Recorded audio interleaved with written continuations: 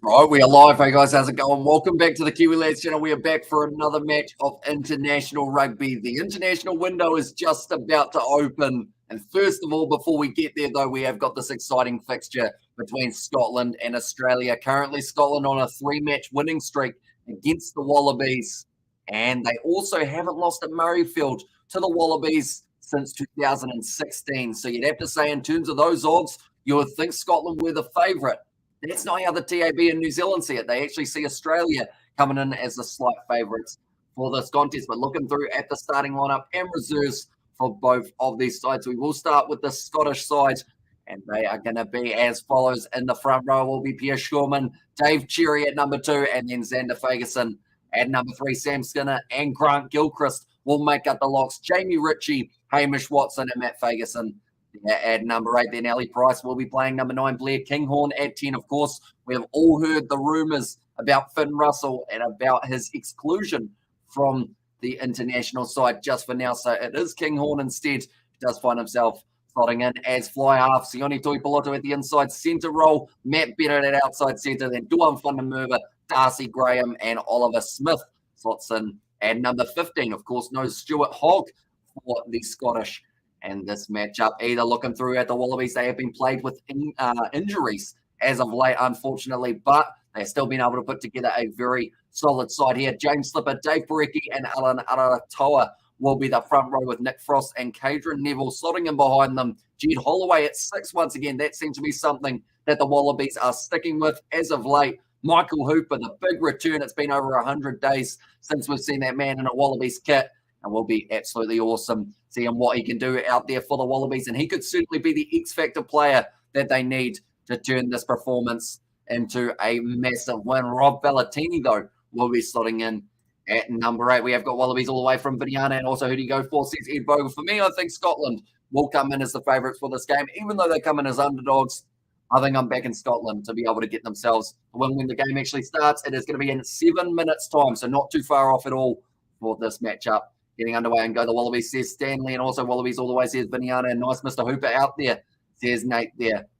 Looking through at the back line, it will be Tate McDermott at number 9, Bernard Foley at 10, Hunter Paisami and Leonard Cattell going to be linking up in the midfield with Tom Wright, Andrew Callaway, and Tom Banks. So a few Toms lurking in this Wallaby side for this matchup. Final score prediction, I would say I'll go 28 points to 21 Scotland. Maybe something around there. I think it's going to be both sides able to get themselves roughly to the 20 mark. And I'd like to think that it will be a bit of a chess match early on throughout these two sides. First 40 minutes, looking through at Scotland's bench, will be Turner, Butty, and Nell as the front row replacements. Young and maybe a debut for Jack Dempsey. He has played for the Wallabies in the past. He's been the talking point for a lot of Australians in this matchup, talking about whether or not they will see a man going head-to-head with the country he was born in. Not Greg. It is instead, what's his first name? George Horn. That's the one.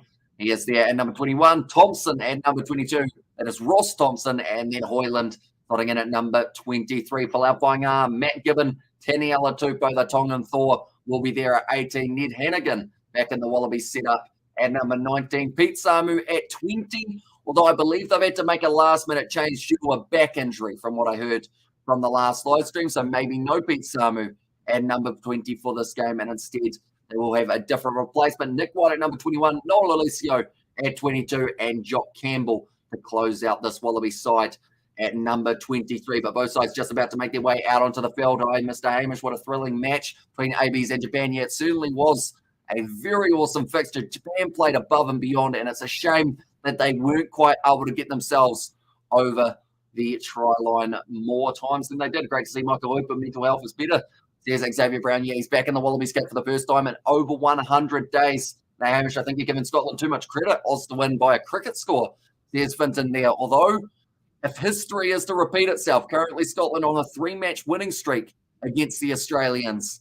Also haven't lost to them at Murrayfield since 2016. So on the betting side of things, I would have thought Scotland would come in as favourites, but they have decided that with no Stuart Hogg and no Finn Russell, that is enough of a deciding factor to then say that they will be coming in as the underdogs. But the good news for the Scottish side, and the reason I feel they have got a good chance here, this is all going to backfire, if they get dominated out there on the field. That is for sure. But the thing for me, these guys are playing in the URC each and every week. It's been so long since we have seen these Australians in action, since the Rugby Championship in September. So it's been over a month since a lot of these guys have been playing either international rugby or high-level competitive rugby, which is why Scotland, with their teams in the URC, Glasgow, Edinburgh, I think that's why I will give them a little bit of an edge for this matchup. And also we have got there who's going to score the first try, minus Oz, between the two of the Toms.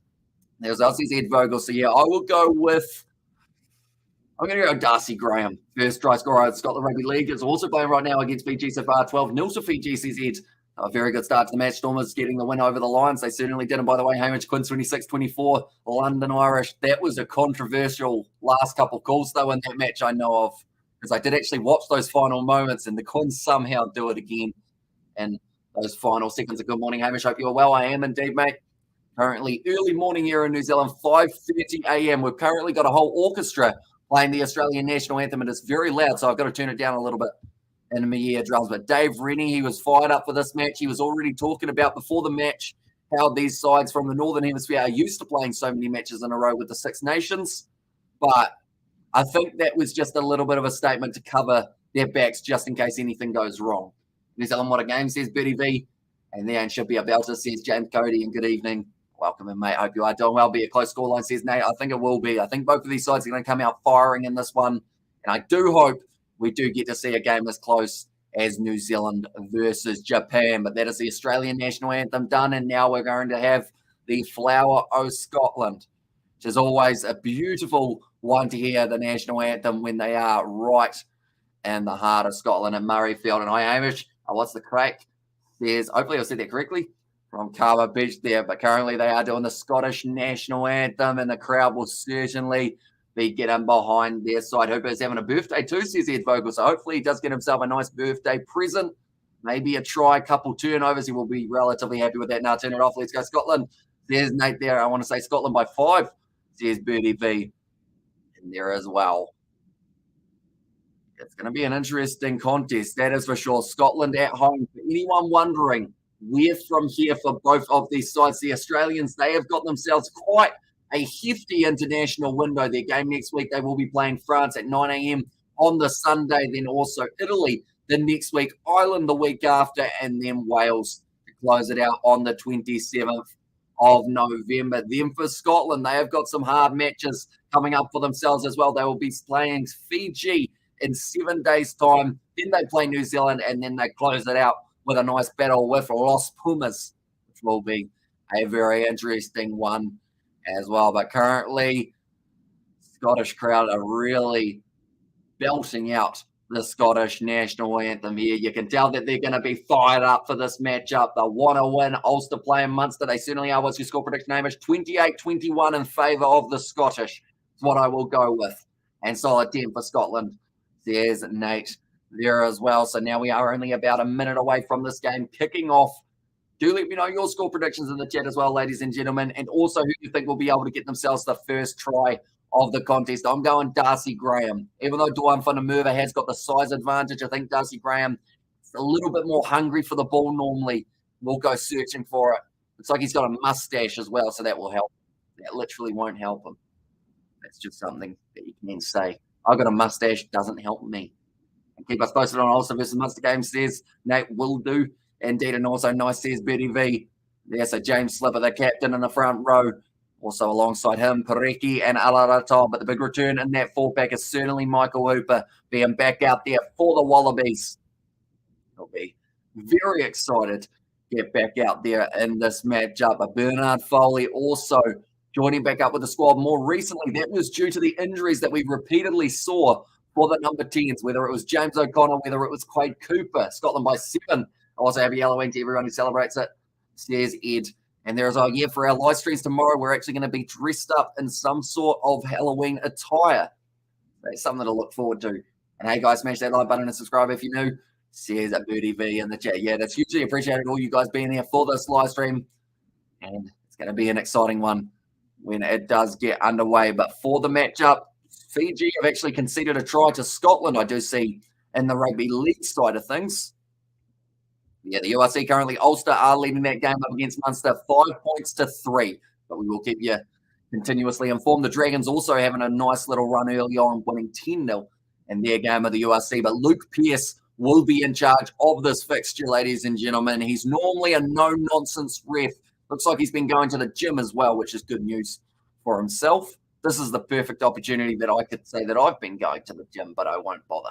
And also, are you the wee Bonnie Scots? Put them down under, says Gordon in there. And also, what's your best Halloween costume, lad? Says Ed Vogel. I mean, last year we went as Harry Potter for our live stream. We've got a different one this year, though. It seems like each and every year I'm going to have to go with something a little bit different. Good referee, says James Cody. He certainly is. And Scotland will be kicking off this one. It will be Blair Kinghorn to get us underway for another match of international rugby. We've already had New Zealand versus Japan. Now we get to close out the night with Scotland versus Australia, nicely taken inside of their own 22, the Alina Katal. And the Wallabies, they will be in position early. And also we have the Halloween outfit, says Nate. Then Tate McDermott going to be going for the box kick. It's high as well. Like it's going to be a relatively awkward one, but it's going to be taken beautifully by Darcy Graham. Usually has the headgear on for this matchup that we haven't normally seen too much of from Darcy Graham. Is something on top of the head other than here. Now going off to the short side. Ali Price gives it off to Jamie Ritchie, captain of Scotland. Valentini tries to hold him up, but that is going to be a tackle. He's got to release him now. And now it's going to be a box kick from Ali Price. And he'll be inside of the 22. Bernard Foley decides to kick it back. It's the territory and the possession back to Scotland. Looks like they will also be going for a kick of their own, going for the low 50-22 attempt. Looks like it's going to be close, but it's going to be just stopped by Tom Banks. Only recently made his way back into the Wallabies as well after his injury that he did have. They were really struggling to find players at one point, the Wallabies, but now it's going to be kicked down the wing from Andrew Callaway. It's bumped forward, but it goes straight into the hands of Kinghorn. Now it's to run it sideways. Looks for the pass, goes through the hands of Darcy Graham, who now has been able to clean it back up, offload to Hamish Watson. This game started very similar to what we saw for the All Blacks in Japan, how neither side willing to slow down at all. Now Price goes off to Jamie Ritchie. Kinghorn now one more. Ball on the outside could be on for Scotland. Great low tackle made by Len Ikatel, though. And Callaway also assisted in that tackle. Now charging forward once again for Scotland, I should say, it will be Matt Fagerson. Back across, Jamie Ritchie hits it at the line. Ikatel makes that tackle. It looks like he's not too happy with something that happened there. I think maybe a bit of head-on-head contact. We're back. Quins have done it. Relax and enjoy this game, says Sebastian. So welcome back, mate. Geez, it was a close one at the end of that game, wasn't it? What did you think of the final decisions in that matchup, Sebastian? I know the commentators were really ripping into the Quins near the end of the game, but the Wallabies now in position. It's going to be Michael Hooper with a good carry forward, tackled by Sione Tuipulotu. Now McDermott snipes round the side. He's through the gap. He's gone for the chip and chase, and he's saying he's being taken out. Looks like Darcy Graham's going to go back and dive on that one. And it will now be a goal line dropout. Okay, so Tate McDermott, he did fall over, but now he's decided that he doesn't want them to go upstairs and have a look at it. And also, cheers, Betty, I'm well. And also, Hamish, I hope you have some coffee, mate, and planning your breakfast, says Betty V. So the plan actually for today, after this live stream, will be to go to bed, and then I'll end up waking up in the afternoon, going to a Halloween party I've been invited to, then coming home and then doing the live streams for the night. So we have got 3 more live streams we're doing tomorrow evening. And then from there, we will end up sleeping. Players to watch from both teams. I would go, I'd say Kinghorn for Scotland, just because he isn't the replacement of Finn Russell. Big shot on Rob Valentini, I believe.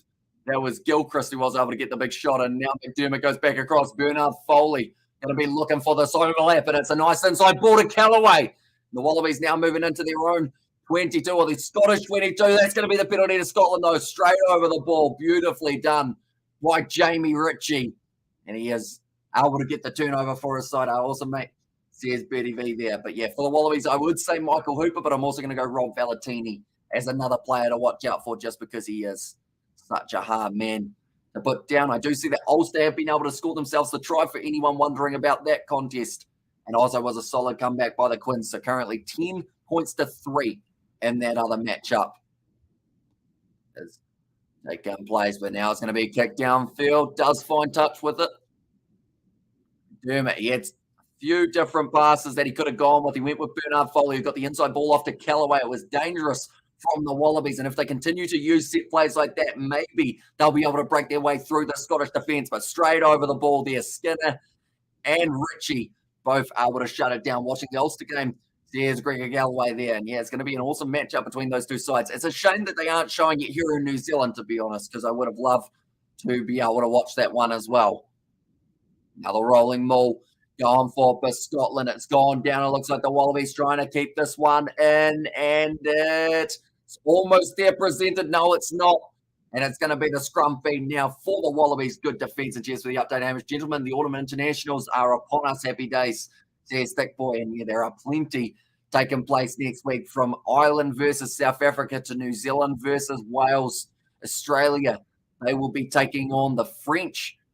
Also Scotland. They have got an exciting game up against Fiji. There are plenty of matches coming just around the corner. Let's go the Wallabies. Says Viniana in the chat there as well. Currently, Scotland, you'd have to say they've had a little bit more of the defensive duties to have throughout this matchup compared to the Wallabies, who have had a little bit more of the attacking duty so far, but only 5 minutes through. Of course, a lot can change in the rest of this matchup as well. Oh, that's going to be a free kick now for the Wallabies. McDermott takes it quickly. Gives it off now to the first receiver, Hunter Paisami, who's always going to hit it 110% straight at the line. Good tackle made on him by Watson, though. Now Foley on the halfway line. Puts it high for Callaway to chase after. Duan Fundermerva tried to block it, and it didn't quite work out for him. Now nicely taken by Tom Banks. And the Wallabies now, they've got the advantage as well to play with. They will go out to the left-hand side. The cutout pass. Now Paisami with the floaty pass out to Jed Holloway. Ball on the outside to Tame McDermott down the wing. And it looked like they were all just ended up running the exact same running line there, the Wallabies. Now only a few minutes out for the line. Now Nick Frost gets close. He's played very well for the Brumbies. He's on his knees at the moment and now crawling forward a little bit. Now McDermott goes off nice to Alan Alaratoa. The Wallabies definitely looking like they could be close to closing in on a try now. And happy birthday, Kamapetch. I'm sure Hamish will treat you to a guitar serenade sometime during the stream. Says Sebastian, is it your birthday, Kamapetch? Once we have a stoppage in play, I will get the guitar out for you. In that regard, now only a few minutes out for the line. Jed Holloway does well. Pierre Skurman gets over the ball and does manage to get the turnover. And Hamish, can Scotland surprise Aussies in this match? I think they've got a good opportunity to.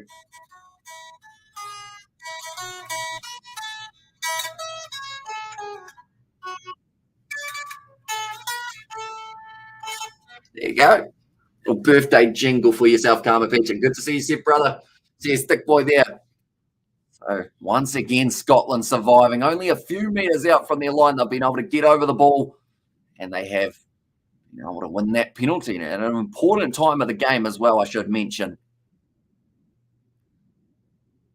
Good backline movement in the end. Paisami went over the top into the hands of Nick Frost. Beautiful ball on the outside. I thought it was McDermott gliding down the wing, but it was actually Michael Hooper who was flying down the wing like he was one.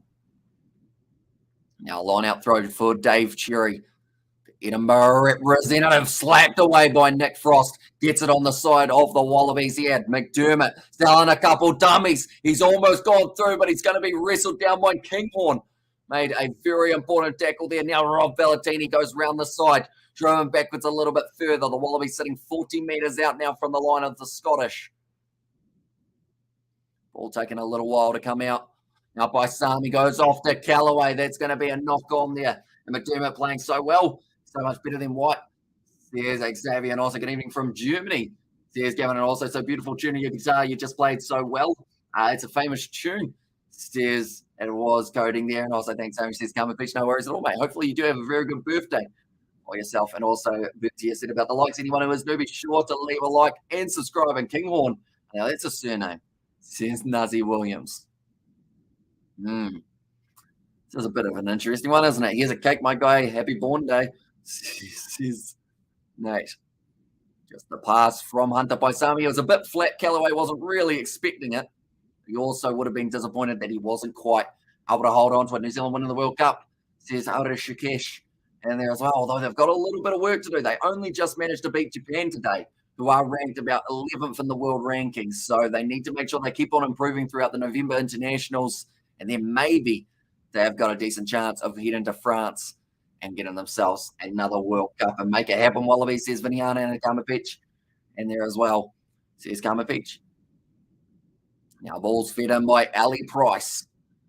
Front row's going up there, and you'd have to say, oh, that was close. No penalty becomes the way of Scotland.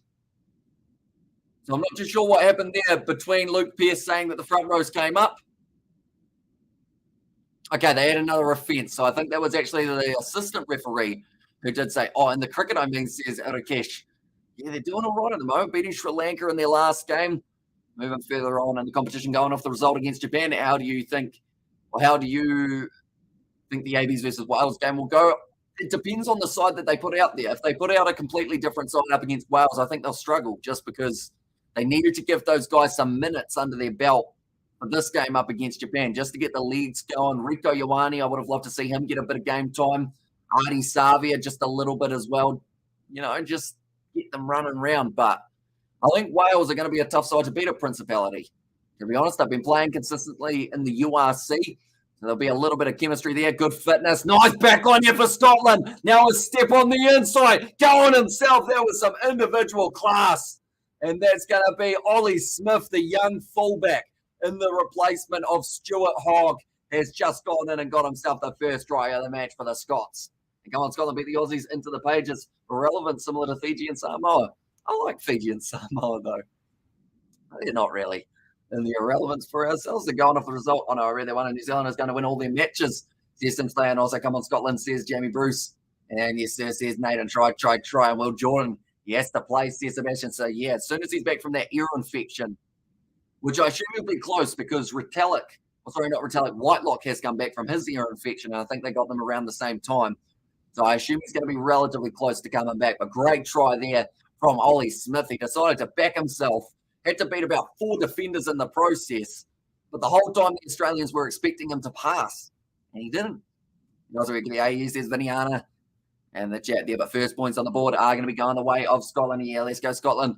Says the player. And there as well. Now, Kinghorn, an important kick for him from about 30 metres out on the angle.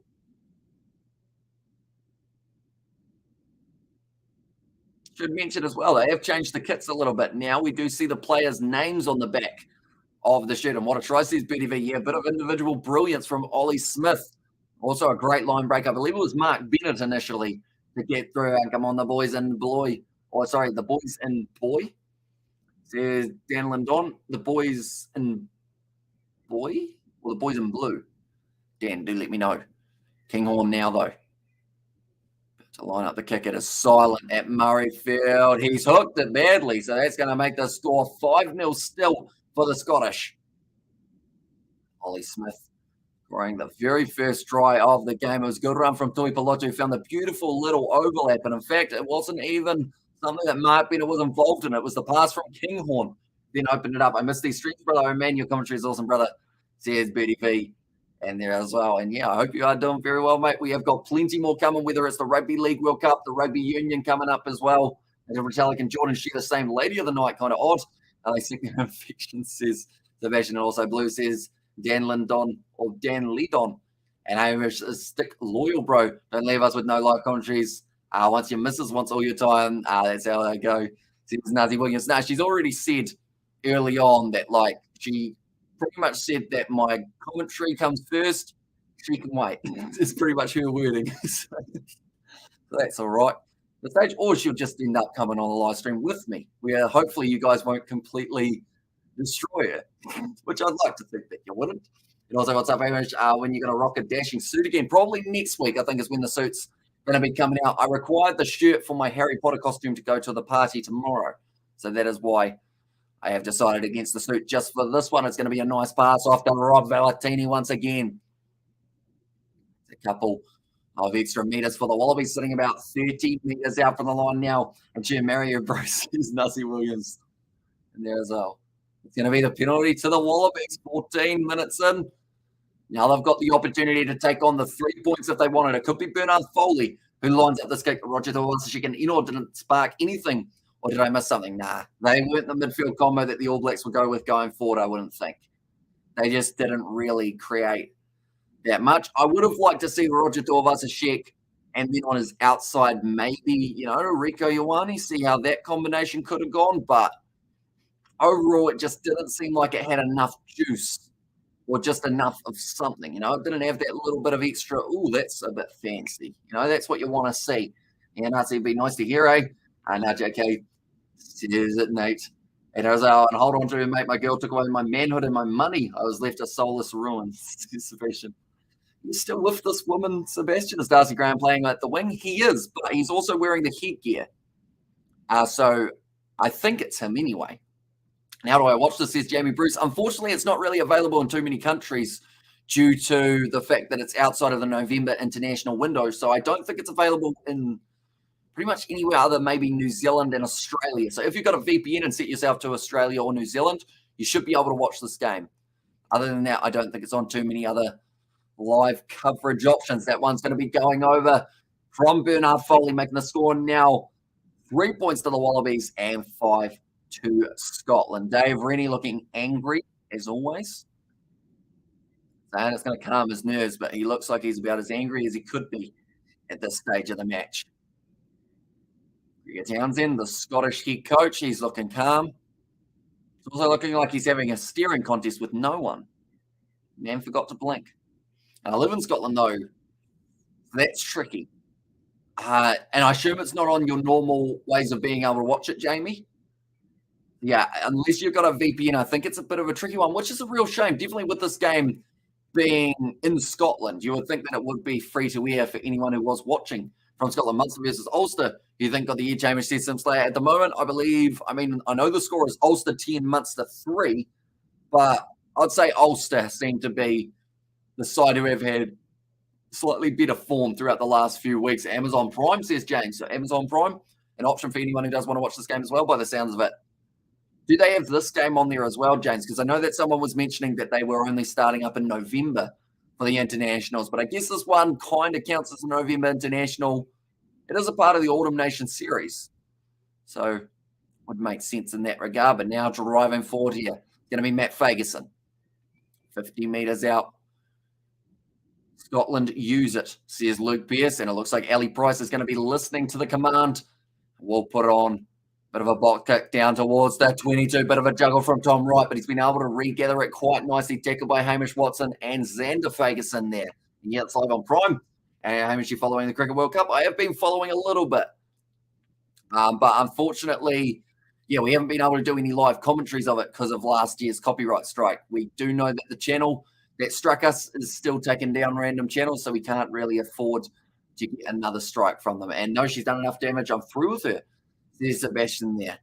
I'm sorry to hear that, mate. Although by the sounds of it, if there is a lot of damage, maybe it is for the best. Tom Banks almost going through, and Boo Scotland only supposed to concede in the second half. All jokes, says Simslayer. And yes, live on Prime, says James. Okay, so Amazon Prime will be a good way of being able to watch majority of this games, but that kick has gone into touch from Bernard Foley. Currently 18 minutes through this matchup, and it will actually be a Wallabies line-out. They're saying there's no Marika Korompeti in this match. There's no Quade Cooper. There's no Samu Karevi. There is no James O'Connor. I'm trying to think of all the other players that the Wallabies are missing for this game. There is quite the list that they have got for themselves currently. Now, going to be McDermott as the first receiver. It's knocked on by Hunter Paisami.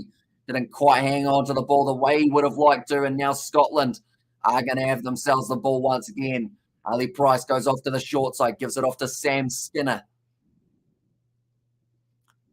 Okay, scrum advantage. Luke Pearce just having a bit of a conversation with his assistant referee, saying, I'd like to see how this one develops before I decide to go back for the scrum. Ali Price puts it high now. And that one has gone almost straight up. It's going to be a bit of AFL there. Both sides trying to tap it back, and this time the Australians will have themselves a line out, finger to the sky, and Sky Sports free in there as well, says Nate. Or I don't believe Sky Sports free unless you've got a good deal. Maybe it comes with like a Wi-Fi plan or something. Sebastian, I hope you're doing well. And the more wiser, says some Slayer there, but currently 19 minutes into this game. Still only the 2-point difference. Now, my end score Scotland 28, Australia 21. So I might be quite wrong for the prediction for that one. But now the rolling more of the Wallabies looking like going to be relatively handy. Although Richie's gone through the middle of that rolling more, it's going to become the advantage, though, in favour of the Australians. And also, hey, what's up, mate? Welcome in, mate. Hope you're doing very well, Ezra. And also, I'm Jack and Boss. Sees Nate in there as well.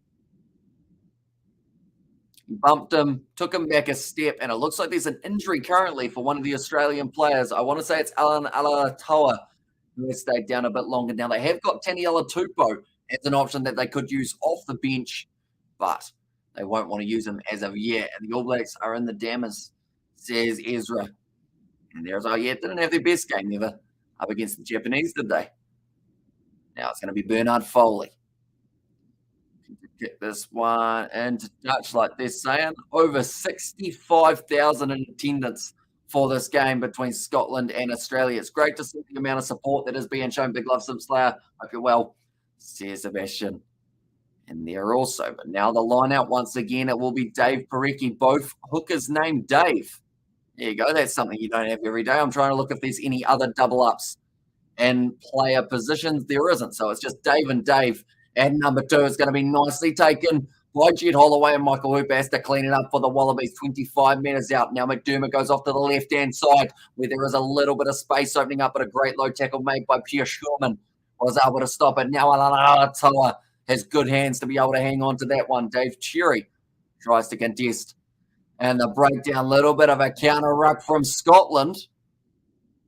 Give it up now, Jamie. Coming from Luke Beers, so he thought there was a bit of a counter-rucker opportunity, but then it ended up disappearing. Dave Parecki, bit of a juggle. They might lose to Scotland even, ABs. Lose one game, they will. Says Ezra, and also, how's it going, stranger? I hope all is good. And unleash the Tongan Thor, says Nazi Williams. By the way, any news on Taniela Tupou? He's currently coming off the bench for this matchup, so I believe he's all right, unless something else has happened. But yeah, I believe there was actually a late change off the bench for the Wallabies due to Pete Samu having a bit of a back injury, but I'm not too sure who they have actually replaced him with at this point. Scotland, though, getting out of their own 22. Now counter-attack. Counter-ruck from the Wallabies there. Wasn't quite able to lead to the turnover. Pierre Schurman does nicely. Now, Scotland have been told to use it again. It will be Ali Price. Let's put up the kick once more. It seems like both sides playing a bit of a kicking game. Oh, that was a big takeout there of Andrew Callaway. They have said that it was actually a good contest in the air from both individuals, though. Penalty goes the way of Australia, and that is going to be for offside against Sam Skinner. Okay, 22 minutes into this game. This might be the time that Australia decide to try and unleash a long boot, although do they have someone who can kick it 50 metres? And the answer straight away is no, because they do not have Reece Hodge, so he's a reserve. Good to see him back, though, says Sebastian. And isn't he on the bench? He is indeed. He is playing number 18 for this game. But they have had a couple late injury changes for the Wallabies. Remember that last game that he was supposed to play and he injured himself in the warm-up. Or like the warm-up when he was about to come on the field. So it did create a lot of problems for the Wallabies. See Taniela Tupou there at the back. Yeah, he looks ready to go. Now it's going to be Dave Parecki. Another line-out throw. They have got Falau Fainga'a. Will be coming off the bench later on in this contest. They've got a few options that they could have gone with at number 2. Lachlan Lonergan, another one that they may have considered. And this one, but now off the back, Michael Hooper gives it to Rob Valentini. Creeps forward a little bit further. That's going to be off the legs, and it's going to be stolen by Scotland. Bit of a mistake there from Valentini. Decided to throw it back to McDermott rather than just allowing it to pretty much fall down. That's a great kick there. Bernard Foley, some silky skills to keep it in the field of play. Seemed like he was willing to risk putting the ball out. And that kick's going to go out on the full. Bernard Foley will now regret that choice. Oh! It almost went in a bin, but it didn't quite land, and I think that's why the Scottish crowd were cheering so much. Also, the fact that he kicked it out on the full, hit the rim of a bucket, then it went straight up and almost went in that bucket. David Pocock resigned as senator as an exile in Scotland. He's on the bench for the Wallabies, David Pocock. And there, as I says, Ezra. Bernard Foley, he's done extremely well. Keep that ball in the field of play, or has he? They might show a replay here. Or his foot was close to on the line. But either way, it has ended up going out and a Scottish line out in about that same position. It's going to be taken nicely by Grant Gilchrist, offloaded back from Watson to Cherry. Now Price, attack and run, Dawn Thundermerva in the midfield. A lot of Wallaby players all trying to jump on that breakdown, but have they got the ball? I don't believe so. It's going to be the advantage now, given away by Michael Hooper. Now back across, I do see that a number 19 is on the field already, and it's going back for the penalty in favour of Scotland. So yeah, already having to make a change for the Scottish. I'm not too sure who it was who's gone off the field. It could be Sam Skinner, and that would be for Glenn Young. That's already made his way onto the field. Now 25 minutes through, this could be an easy 3 points for the Scottish if they want it. And I think you're strategic to take it. Oh, Scotland are kicking for the corner. Now, this is a power move right here from them. If it pays off, it's going to work beautifully. If it doesn't pay off, they'll be disappointed, but they've decided they don't want the easy 3 points. They want to try and keep that pressure on the Wallabies. And from 10 metres out now, they are going to have themselves their line out. Some of these names in the chats haven't seen them since Super Rugby days. Says Nathan there. So, yeah, we've got a few regulars returning for the international window. That's the thing. We'll probably see a few more people coming out throughout the international window as well. While they're kicking for the line and the power of international rugby, says Sebastian. And there as well, but Dave Cherry throws it in. Nicely taken by the replacement Young. Now Tui Pilotu throws himself at the line. 10 minutes out. Dave Cherry has the crack round the side. Currently good pressure being applied by Scotland, but this defence from the Wallabies so far defensively sound. Price goes to Pierce Corman. Only a few metres out from the line. The last thing Australia wanted is to give away a penalty. Now running forward. It was a little bit of a fake there for Xander Fagerson. Tried to go forward, then got it slightly wrong. It's another advantage in favour of the Scottish. And now only a few metres out. All they need is the wide cut-out pass. Oh, it's hit him in the face. The only time Piloto wanted to catch the ball with his nose. Not the best tactic, I should mention. And also, we have got the Amish only wears a black suit when the ABs lose. It's like going to a funeral, says Mike in there. I mean, if that's the case, I did wear it a lot throughout the Irish tour, didn't I? And the Rugby Championship. And hard out my bro, Sebastian the Power. And who scored the try, says DJ. In the end, the try was scored by the youngster, Ollie Smith, number 15 for Scotland. But Tui Pilotu, unfortunately, just not quite able to hang on to that ball. Also, we have got there. On like, smash that like button and subscribe if you are new, says BDV. Anyone who is new, be sure to leave a like and subscribe. They've taken the quick tap here once again for Scotland. Still keeping the pressure on now. Grant Gilchrist goes round the side. 5 metres out. Yes, Gorman met by a good, solid defensive tackle by, I believe it would have been Cadron Neville there. Round the side again for Scotland. Xander Fagerson.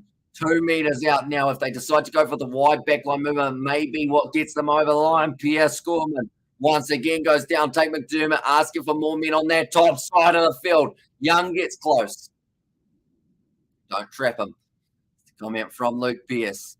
Now around the side, Scorman goes down short. Still only a couple metres out. Hamish Watson looks like he's going to have the crack. He's not the biggest open side flanker around, but he's certainly got plenty of heart. Now close to the line, Jamie Ritchie, the skipper, still just short of the line. The crowd starting to fire up behind the Scottish. 65,000 in attendance. Want to see them make their way over the line here, but the Wallabies defending well. That is such a risky tactic. And it's going to be held up. I don't know what the tactic was from Scotland. He decided to dive straight over the top of the breakdown. It was never going to be able to get down from there. And we hear a big F here from the Wallabies. And felt when the ABs lost to Argentina, I bopped and felt empty, says Ezra. And also good on Scotland thinking outside of the square. Says Nazi Williams and bless you, mate. Thank you very much. A young Scottish fullback making a name for himself at the Glasgow Warriors and for Scotland, very much like the mighty Stuart Hogg all those years ago, says Sebastian. Yeah, he's had a brilliant run early on.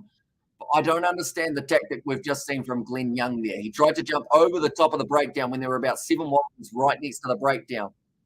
Didn't seem like the tactic that they should have been using. But now Fagerson has another crack forward. Michael Hooper almost onto the ball, but wasn't able to get himself to turn over. Ali Price goes back to Tui Pilotu. Now Kinghorn slings it out wide. Still Scotland find themselves on the attack, but only one try to show for it this stage. A good game going here, says Birdie V. Yeah, both sides playing it at a fast tempo.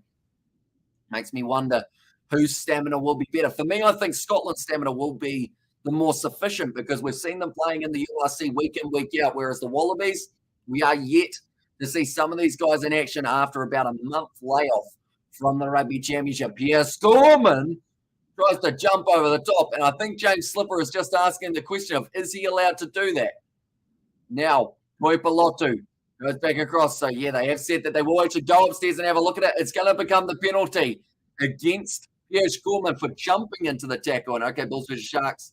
Tomorrow I'm going Bulls by 5, says Betty V. And also, it's end of the world when the Abbies lost to Argentina, or me when I wasn't around at that time. I was sick toilet, says Ezra. But, yeah, Pierre Scorman, weird to jump into the tackle the size of that man. You certainly don't want to get hit with that, or else it will very much so hurt. Okay. Now they are making some decisions by the sounds of it of what the plan is from here. The Wallabies, they've got 10 minutes left of this half to try and get themselves into the lead. Even if it's just a 3-pointer that gets them there, would certainly. Okay, have a quick swig of water. The comment from Luke Pierce. Just an injury for the water break. So both sides, they'll certainly be enjoying this little bit of a break that they get because this game's been a high-tempo one. Neither side taking that backward step. A lot of tackles having to be made, I should say. Yeah, Scotland, they are just showing that class finish from the flying number 15, Ollie Smith. And surprised the Aussies don't have a yellow card yet, says DJ there. Yeah, they haven't been doing too bad. Overall, the Rugby Championship, I think, was the competition that we saw the most of the tries. The most of the yellow and red cards. Luckily, we haven't seen too many yet. But then saying that, Brodie Retallick did get a red in the All Blacks Japan game, so maybe there will be one throughout this contest as well. But currently 30 minutes through. Gregor Townsend still looking calm. I think I can see Michael Hooper scoring a try for Australia, but there will be no other tries for Australia, but will be a Scotland win, says Thomas Rock there. So what is your score prediction, Thomas? Do let me know. What are you watching it on? I am watching it on Sky Sport 1. At the moment, Michael Hooper goes back across to Tate McDermott, goes for the kick in behind. It seemed like an optimistic plan, but it's found Duan Funamurva. They had the advantage, though, so they will be going back for the Wallabies here. Now, this one may still be slightly out of Bernard Foley's range. He kind of goes around that 40-metre mark. So it might be just a little bit outside of that range. Bernard Foley. Let's go for this. The first 30 minutes of this game has flown by. It's already 6 a.m. New Zealand time, which is actually incredible to think about. Like they're saying, just the first infringement there. Getting it slightly wrong for the Australians. Sorry, for the Scottish. And Hamish, brother, get to tell you that our New Zealand plans are back on after all the issues and COVID matters. So hopefully you can get over relatively soon, Bertie V, because I know you were looking at somewhere in the North Island, weren't you? And I'm saying 21-10 to Scotland, says Thomas Racken. Hit the like button and subscribe to Kiwi Lads. If you're new, make sure them alert bells are on. Says Nate in there as well. Yeah, be sure to turn on those notification bells. You probably get sick of hearing the ringing every time we upload because we do upload quite a few videos and streams. But you will be able to stay in the loop. Nice rolling maul from the Wallabies. Dave Parecki there off the back. It's going to be another advantage, and I believe this could be cynical from Scotland. There's going to be another penalty in favour of the Australians. And also we have got the fingers crossed, brother. And also 21-10 for Scotland. And also we've got the I want Duan Funamurva or Callaway to score a try. Come on. I mean, that's what my score prediction is, Ezra. Makes sense. 21 points to 10. Definitely one that could be the score prediction or could be an accurate one for this matchup. Okay, just a penalty is what they've called it. This one, like they've said, just a little warning to Scotland here to not infringe like that. Now Bernard Foley kicks it into the corner. They're going to be another 5 metres out distance to the try line. 5.2 metres. That's very specific for where they are, but it's thrown in by Dave Parecki there. Now, so where you're from, lad, says Thomas Rock. If you're asking myself, I am from New Zealand, South Island, about halfway up.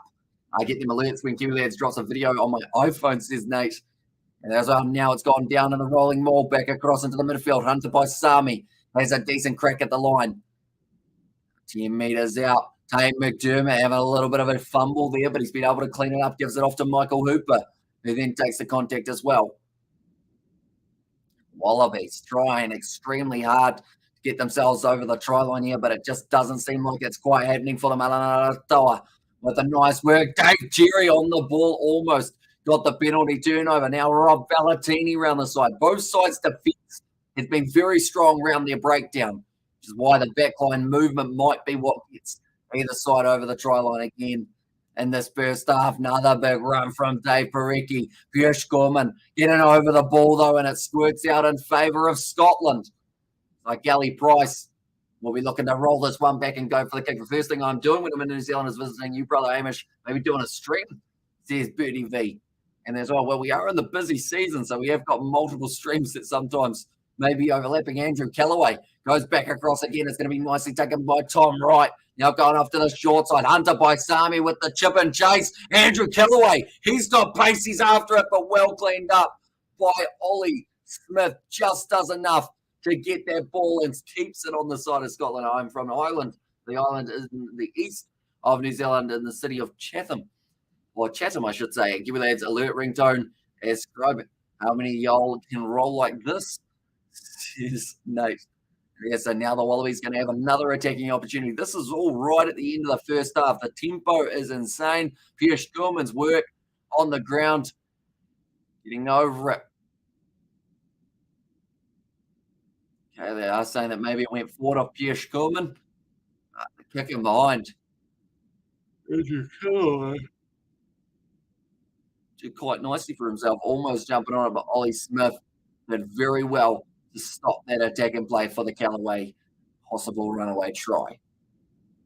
Now with 5 minutes left, 15 metres out, it's going to be another line out for the Wallabies. This is just continuous pressure currently. Now Michael Hooper goes off to Alan Alatoa. They tried a bit of a set play there off the line out. McDermott, that was a perfectly timed one from Scotland. And you can see the anger on Michael Hooper's face. He is not happy with how that one has turned out. Pierce Gorman now the ball for the Scottish, and now they've got to just try and find a kick downfield. Maybe go for a few more phases first, though, create the angle. Although Matt Fagerson, taken down by Rob Valentini. Penalty goes the way of Scotland. I believe that was because of James Slipper trying to contest in the breakdown after Rob Valentini was already in there, and Luke Pearce is getting sick of the Wallabies chat back. It's like a little bit of an injury there. Grant Gilchrist and James Slipper actually penalised there for a dangerous clean-out. And how's this happens? I mean, the Scots playing tonight, there's Maka Vunipola. It's been very even, a low-scoring contest. I've just realised how low-scoring it is with the fact that we're up to 36 minutes through and it is still only 5 points to 3. But they haven't been doing too badly. Their defence has been strong. Their attack has been not too bad. And their work in the breakdown has probably been the best aspect of the game so far. How's this ever? Oh, no, I read that one. Are you working today, Marco? On a Sunday morning, are you going to be heading to work at some stage today? Do let me know. Australia not unleashing some balls. Says Ezra there. Yeah, they just haven't quite been able to get it right in their backline yet. We saw that one really nice set piece that involved Andrew Callaway getting involved. Is going to be slapped back onto the side of Hamish Watson and the Scots. Now, once again, available. Nice run from Tui Pilotu. Good low tackle made by McDermott. Well, I think James Slipper may have had an awkward fall there when he was in the breakdown, but still Scotland 40 metres out from their line. It looks like once again, Ali Price will be looking to kick it back to Australia. Now, this is a dangerous tactic because Australia, when they end up getting themselves a little bit of a counter-attack with their back three, can be lethal. It's nicely slapped back by Andrew Callaway. Strategic, knew that he wasn't going to be able to take it cleanly. And instead now, though, Scotland almost able to jump on the interception, but Len Ikatel does crawl forward for a metre or two. McDermott gives it off to Tom Wright. No look pass on the outside to Rob Valentini, who's giving it the boot downfield, and it is going to be pulling up inside of the in-goal area for Scotland. Ball put down by Ollie Smith, and it will be a goal line dropout. What is the time, says DJ at the moment? Yeah, it is a bit slow, isn't it? It is sitting 37 and a half minutes through this contest. And Michael Hooper faded, and ABV, mate. Happy to reckon New Zealand journey is happening. Cheers, bro. Says Marco Vunipola, but it looks like it's going to be Leah Kinghorn. We going for the drop goal? Pierce just keeping a close eye on the clock, making sure that they don't use up too much time at this point of the game.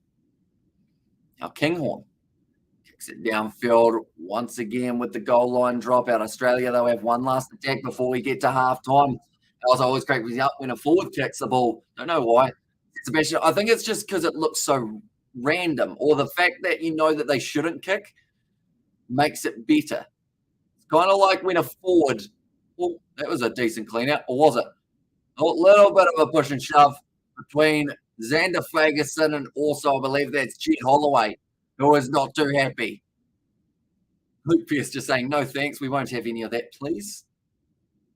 Yeah, I think it's like when you see a back getting in a breakdown and locking himself over the ball.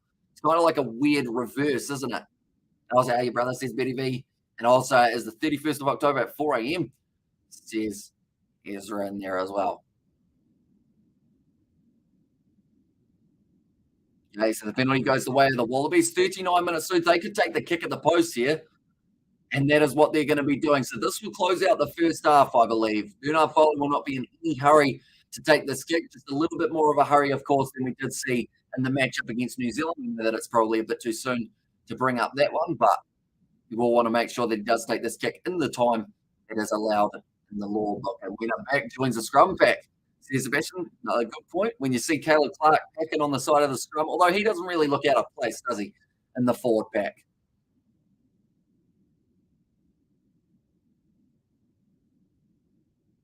Yeah, Jed Holloway. He wasn't too happy with Xander Fagerson when he took him out.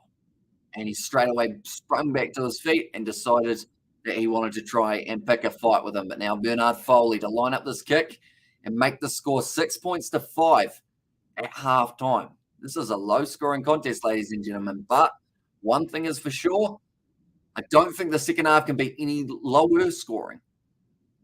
It's going to be 11 points between the two sides. If Foley gets it, which he does, that is going to make the score now 6-5. Getting into halftime, Australia have got themselves a small lead.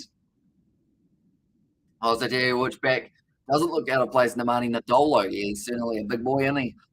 See that Kenny Naholo, of course, not quite the same name, but slightly different. He's actually signed for a different Super Rugby team, which is great to see. He was underutilized at the Crusaders. That reminds me, I actually still have 3 more Super Rugby side videos that I need to do for next week. And also, poor first half, Scotland, Australia, Ulster 15 months to 3 at halftime, says Richard there. And I like a drink of Guinness. And the 31st of October, disallow water breaks and suggest whiskey breaks, says Ezra. And there as well could be an idea, although I don't know how the players would feel about it. Some of them would probably be very happy to receive some whiskey at halftime or randomly a half of rugby, but I can't believe that the first half is already over. Seems very quick because the thing is, this game kicked off at 5:30 a.m. New Zealand time, which means we only had theoretically 3 minutes of stoppages. That's very good for a half. And whiskey to you, man. Thanks for the stream. Says the rest of the appreciate you a lot, mate. And we have got plenty more coming tomorrow. We are going to be doing the matchup between the Bulls and the Sharks, and then straight. In fact, during that game almost, we're going to be going over to our Rugby League live stream between Tonga and the Cook Islands. And then alongside that, we have also got the matchup between Samoa and France that we will be doing on the channel as well. I'm still yet to work out what I'm doing for the URC in terms of whether or not I'm doing an hour and a half of that matchup between the Bulls and the Sharks. And then during the during the Rugby League live stream, keeping you guys informed of what's happening in the URC. Not too sure what my plan is yet. I still got to try and decide. I did initially have a commentator lined up to try and help me out. So he was going to finish off the URC live stream while I did the Rugby League. But that has fallen through mainly because he can't actually watch the URC in the country that he's from. Also, Scotch Whiskey, says Ezra in there. Currently, the Australian commentators. And a bit of a chat on the panel. I don't think they'll be too happy with that first half from the Wallabies. They had some good opportunities, but they weren't quite able to get themselves that momentum that they would have been wanting up against the Scottish side. But saying that, at Murrayfield, it's always a tough ask to try and take down the Scots. They were $2.20 underdogs heading into this game, Scotland, even though they were on a 3-match winning streak up against the Australians and also haven't lost at Murrayfield since 2016. They certainly won't want to start now. But for anyone who would like to know about the matchup between Fiji and Scotland, it's currently 24 points to 12 in favour of the Fijians, although there was just a try for Scotland. So it's an interesting one for the betting odds for that matchup. Currently, Scotland is the heavy underdogs for that matchup. But in the union side of things, they are still actually $2.20 underdogs. So it hasn't changed since the start of the match in terms of what it was at the start and what it is now at half time. So, yeah, it's going to be an intriguing second half. Scotland, I think somewhere that they were really working hard in was the breakdown, getting themselves those turnovers. Wallabies, though, their set play, using the backs did seem to be a little bit more effective. The difference is, boss, you guys see, is every year a rugby league, every 4 years, though, says Nate. So that's a very good point, actually, now that you say that. So, yeah, I think what we'll do, I still don't want to miss the start of the URC match. So I'll probably end up doing the first half and some of the second. And then after that, jumping straight over to the Rugby League World Cup, which should be a very entertaining game as well with the Tongans and the Cook Islanders. I think you've made up my mind, Nate. I feel like I needed to have it worded to me in a clear, conclusive way. And you do drive quite the argument, even though it wasn't an argument.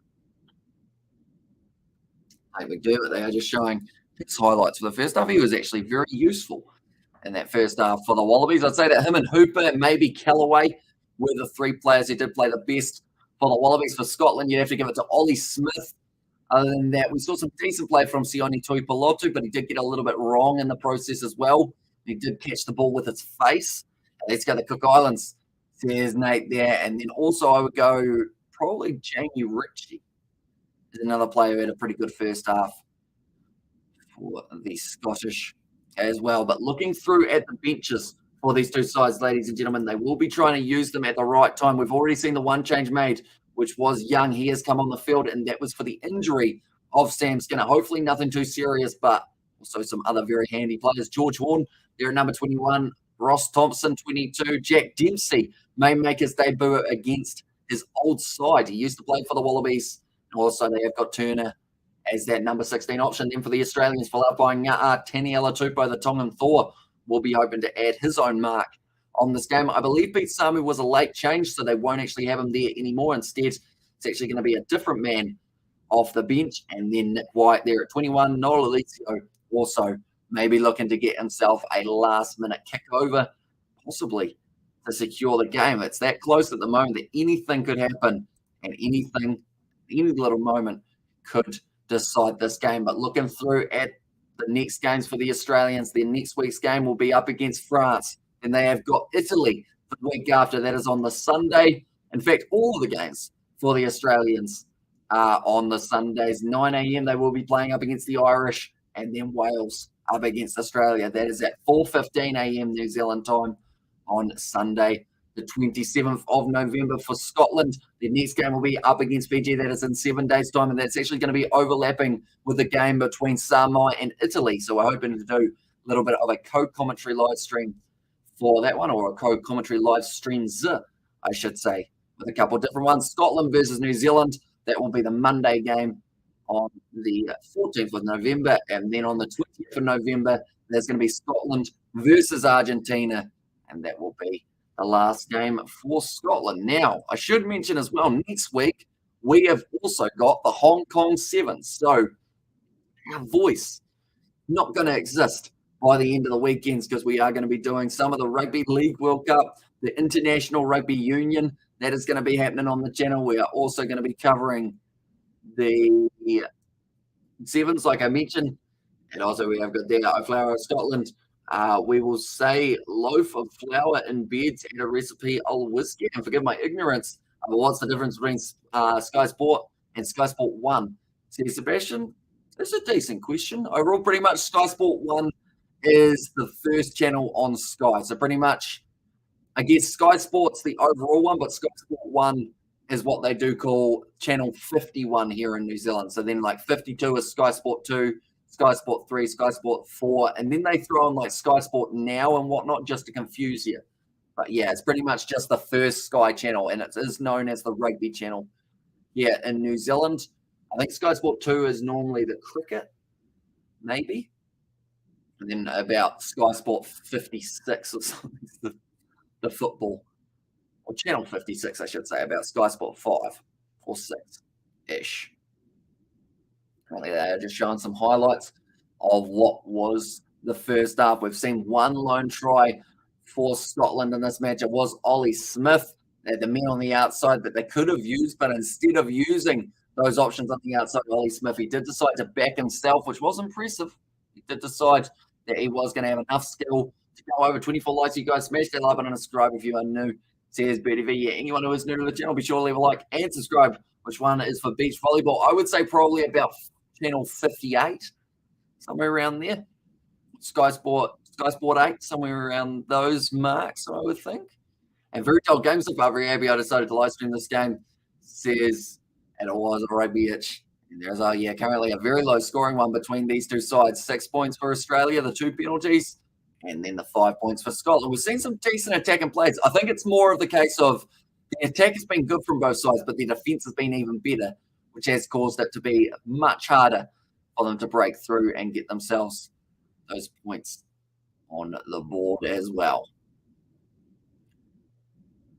Now, just showing the kicking game of Bernard Foley. At times, he did get it a little bit wrong in that first half, which was something that he won't be too happy about at all. But Scotland, anytime there was a loose ball, this was actually where they were really making up that position. They were able to break their way through, get themselves those few turnovers, and gave themselves a little bit more time with the ball in hand. Right. They are currently talking about the All Blacks versus Japan game. Do they stream combat sports entertainment as well, the likes of boxing, MMA, wrestling? So I believe your best bet for boxing and whatnot would be actually, well, mixed martial arts is normally on ESPN, I believe. They have secured it. It used to be on a different channel, but now, I think it's on ESPN. With ESPN Plus, you can get away with it. And then sometimes I think it's on about maybe Sky Sport 5. I'm actually going to have a quick look at the TV guide and see if we got any mixed martial arts or something along those lines on.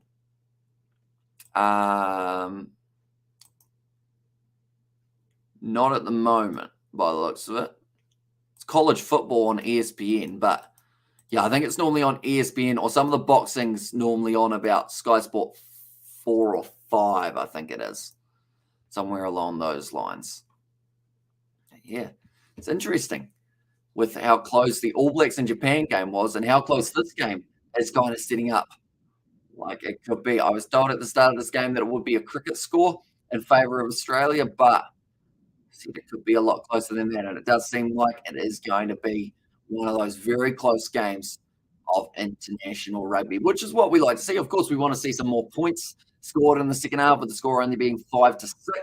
And by the way, I can't believe Oliveira lost the title fight. I was really rooting for him, said Sebastian. Yeah, it was a shame for Charles Oliveira. Hopefully he does get a rematch at some stage in the future. They've got a lot of fights that they can make at the moment in the UFC. And I guess it's just more of the case of trying to work out when the schedules allow them, get all of them taking place. Marina Hamish in the chat, there's golden guest there. Drew Mitchell, I think, has just asked the question of, is Sam Cane the best 7 option for the All Blacks in the near future? He hasn't got a tie on, Drew Mitchell, but he's also got his belly slightly hanging out through the bottom buttons of his shirt. Fun fact. Unlucky, in a way, I guess you could say. But do let me know, ladies and gentlemen, now that we've seen this first half, what is the score prediction that you will be going with for the end of this matchup? Welcome in, golden guest. Says Sebastian. Golden guest as well. But yeah, do let me know, ladies and gentlemen. Are we going to see a high-scoring second half? I sure hope so. But the chances of it happening may be relatively slim. Thank you, Seb. Says golden guest. I'm just saying about England and the Wallaroos coming up a little bit later on today. We were hoping to cover that game on the channel, but we will be sleeping at that stage, I believe, and then we are off to a Halloween party. And Scotland giving Fiji their good runs, says Nate, and came back expecting to see Australia significantly behind to slander them, but they are leading bad Scotland, and also 11-17 to Scotland, says Sebastian. And there as well, yeah, I hope it is. I would say if we get 2 or more tries in the second half, I would be happy enough with that because it does seem like it's going to be a relatively low scoring game. I said 28 points to 21 in favour of Scotland. It's certainly going to have to go a long way to get into that direction, including quite a few early tries being scored. Yeah, Australia, they will be taking on the English, and then there is also one other game taking place a little bit later on in Sunday's, or a little bit earlier on in Sunday's schedule it might be. But so far we know that New Zealand and France are going to be playing in the semi-final next year. Cooper Media has said, hey, remember me well, your channel has grown. I certainly do remember you, mate. And you were here for that random late night Pringle live stream that not too many people will know about. 19 points to Scotland, 13 to Australia. To Australia. There's Nate, you streaming any World Cup games today? Hopefully Wallaroos pull a miracle. I don't believe we've got any Women's World Cup games, but we have got the Rugby League World Cup that we are going to be doing tomorrow morning on the channel. So we are going to be covering Tonga versus the Cook Islands and also Samoa versus France. Alongside that, a little bit of the URC thrown in there for good measure as well. So we have got plenty more taking place. And yes, I remember that, says Cooper Media. And there's it was actually Fiji versus Georgia, that live stream, I believe it was. I held a Pringle for the whole half. Commitment, that is for sure. That was a weird live stream now I think about it. This rugby season. I'm anti-Australia, Leinster and Ireland. There's Sim Slayer. Now it looks like both sides back out on the park, ready to go for the second 40, where points will be so crucial. England have to lose eventually. Wallaroos have a chance. There's Xavier Brown in there. And also Dave Australia's under pressure. So Prime Video saying enjoy the second half, says Richard. Australia, they will be kicking off the second half with Bernard Foley to get us underway. They managed to get themselves that late 3 points in the first half. But discipline of both sides will be so important. And Angel will be joining the Spook Troop during the Women's World Cup fixtures, says Sebastian. And yeah, I will be dressed as Harry Potter at a Halloween party. Sounds very weird to say. And also, amateur our Legend Brother says, BDV, right back at you, mate. And hugely appreciated the amount of support you guys have been showing on the channel over the last few years. The funny thing is, when I look back at it, we only started live streaming 2 years ago. And in that time, we have done, I would say, over 500 live streams for live matches, maybe even closer to 1,000 live streams, which is absolutely incredible. Now, Ali Price going off to Scoorman on the short side. He's dropped that ball. Michael Hooper had his hands around the midsection of Scoorman, and it did mean that it did go down. Daniela Tupou actually out on the field here for the Australians, so that will be Alan Alatoa. He did have a bit of an injury by the looks of it the first half of the game. And also, what type of food do they cook in the Cook Island? I don't have funny cooking jokes and Cook Island puns. Not too sure. I feel like they'd feed you decently in the Cook Islands. So Rarotonga, very nice place to go from what I've heard. I've never been, but it would be those holidays that would be quite a cool one to be able to go on. Daniela Tupou. He could be an impact play for the Wallabies, try and change the momentum. And also, can you pronounce Ngume Zulu? Says Connor, I've been slowly getting better. And also 6.8 million views. That's quite the figure. Is that what we're up to? That's pretty big. That's more than the population of New Zealand, which is really weird. Yeah, 6.8 million. That's the thing. This will sound weird to say, but I don't really look at the analytics in a weird way. I know I probably should, but I have no idea, after doing a live stream, how many views that live stream is going to be sitting on, or how many views in total we've got. But 6.8 million views is a lot higher than I thought that we had. So that's pretty insane. All right, we're currently 41 minutes through the moment in this contest. It is the scrum feed for the Wallabies, and it will be Tate McDermott putting it in. Where is, says Ezra, and also with the Oosh Massive, the Kiwi lads. Says Nate there. McDermott decided he didn't want to put the ball in. Oh, there's going to be another reset.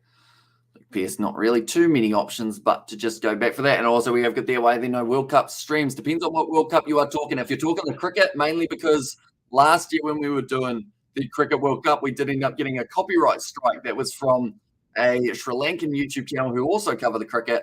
and they pretty much held our channel hostage for a few weeks, and they would do it again if we end up doing any streaming. It's illegal what they're doing, but they are getting away with it. So we can't really fight that, unfortunately. So Cricket World Cup wise, we haven't been able to do too many streams. We are hoping to squeeze a couple in on the Kiwi Lads Sport. Maybe I won't even be able to title them the Cricket World Cup, though. I might have to say that we're playing a random game and end up doing the commentary for the matchup. And also we have got there, Hamish, maybe Kiwis watch your vids via incognito, says Simp Slayer. And there as well, it's a possibility. Scotland and Australia. I think this second half, I at least hope it's going to be a lot more high scoring than we did see in the first. Although once again, the second half seems like it does want to try and freeze again. I hope my computer's not having flashbacks to what it had a little bit earlier on in the day. I might have to switch to my phone for the coverage just to make sure that it does stick around a little bit longer. And also, well, at least the Kiwis pumped them today, says kind of there in the cricket. Yeah, that was quite satisfying, to be fair. The fact that the Kiwis were able to get themselves a good win over Sri Lanka. And yeah, I guess they will be slightly disappointed, but I am happy that they will be disappointed. Does that sound bad to say? And also, we get their Foley is absolute dog water, says Black there. And also, Sack Sky New Zealand bribed Justin Marshall with clip of Yes Boy. And there as well from Ezra. Interesting. But what I'm quickly going to do while I'm here is we're going to go like this. We're going to log into Sky on my phone. Now, the reason I'm doing this is because it's more likely to work on my phone than it is on my computer, but I'm not going to touch my computer anymore. So pretty much earlier on in the live stream, when we tried to touch the computer, there's actually been a try for Scotland in the time that we have missed. That is pretty ironic, but it is what it is, unfortunately. It just kind of is one of those things that can happen. Hello, says Chad. Welcome in, mate. Hope you are doing very well, Chad, for the 3 hellos in a row. I do see. But yes, Scotland able to score themselves a try in the one moment where our coverage froze. I'm not actually too sure who it was who did get themselves the try, but Scotland now have been able to get themselves another penalty in their favour down to obstruction. And no spamming Chad, says Sebastian there. And also, what's good? Says Nate to Black as well. And Foley is an absolute disaster. And also the try, says Sebastian. Does anyone know who scored that try out of curiosity? And also, mate, everyone's tuning up. The power of internationals, says Nate. And there as well. But now Scotland going to be kicking this one into touch. And it's going to be going down towards 15 metres out from the Australian line. Opinion on Stormers versus Lions game. Very close one between the two sides in Super Rugby days being a stranger, says Nate. And also everyone's turning up the power of internationals. But yeah, I thought it was a good game. Overall, the Stormers, they fired back in the second half very well for themselves. Now it is going to be the rolling maul starting up for Scotland, although it's been sacked pretty quickly by the Australians. Ali Price has to go in searching for it if he can't get it out. It is going to be the ball for the Australians, but no, still going to be available. Matt Fagerson. In fact, it's Xander this time, and Kingon scored, converted his own try. Says Sebastian. That's good news because I actually said that I thought he would have a good game. Very nicely done, though, by Tani Alatupo. Locks himself over the ball.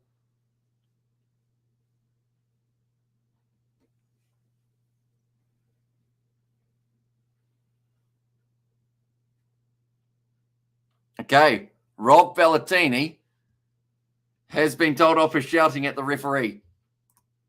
Like Pierce just saying, maybe don't shout at me too much, mate. And number 10, Scotland scored, says NI there.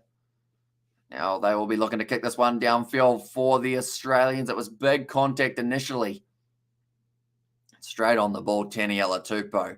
It's always going to be a hard man to stop. John Dykes says, hi, welcome in, mate. Hope you are doing very well. Pareki throws it in nicely to Jed Holloway, now available at the back. Hooper gives it off to McDermott, who then puts the ball high, looking for it on the halfway line almost. It's going to be knocked on by Darcy Graham, or is it? No, they say that it did go backwards. That was a knock-on on the ground. And no, they still haven't said it. Okay, they're just ignoring knock-ons just at this very moment here. Scotland now 40 metres out. It's going to become the penalty in favour of Scotland. And do you think there was an overreaction to the AB's performance, says Connor, in terms of like them playing badly? Oh, and that's going to be marched forward as well for 10 for the Wallabies.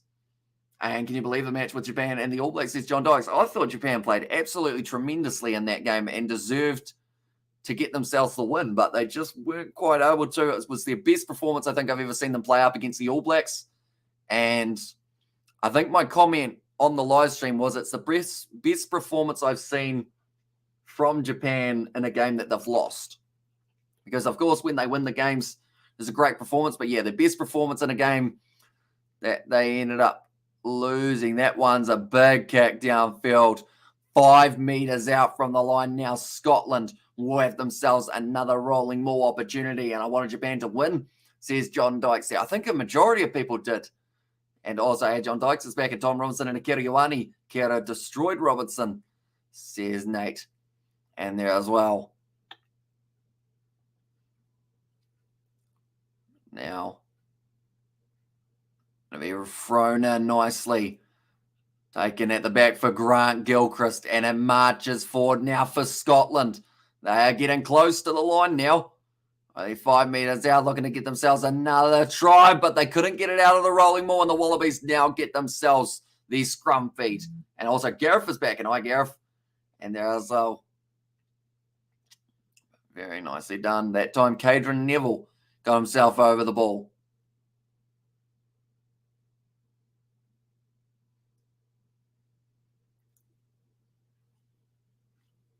Okay, Luke Beers just having to have a bit of a chat with Dave Cherry and Grant Gilchrist. Explain the rule and then said afterwards, let's just get on with it, eh? Which I feel like is a fair enough statement. Currently 49 minutes through this contest. Do you think there was a red last night? Himino was not supporting body weight, says Max Cottle.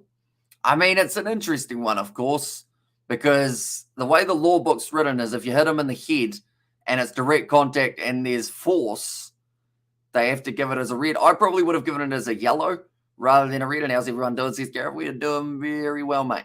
Oh, I guess speaking for just myself. The stage doing all right. We've had our technical difficulties already of the day. We weren't allowing any more, though, which is why I've already switched to my phone so that it didn't end up doing anything slightly bad. And Black Ferns versus France. It is indeed an all as well, Gareth, says Sebastian. There as well, but nice work from Taniela Tupou. Currently 50 minutes through this game in Scotland. They have themselves a 6-point lead currently, but it's not exactly a huge lead to have up against this Australian side.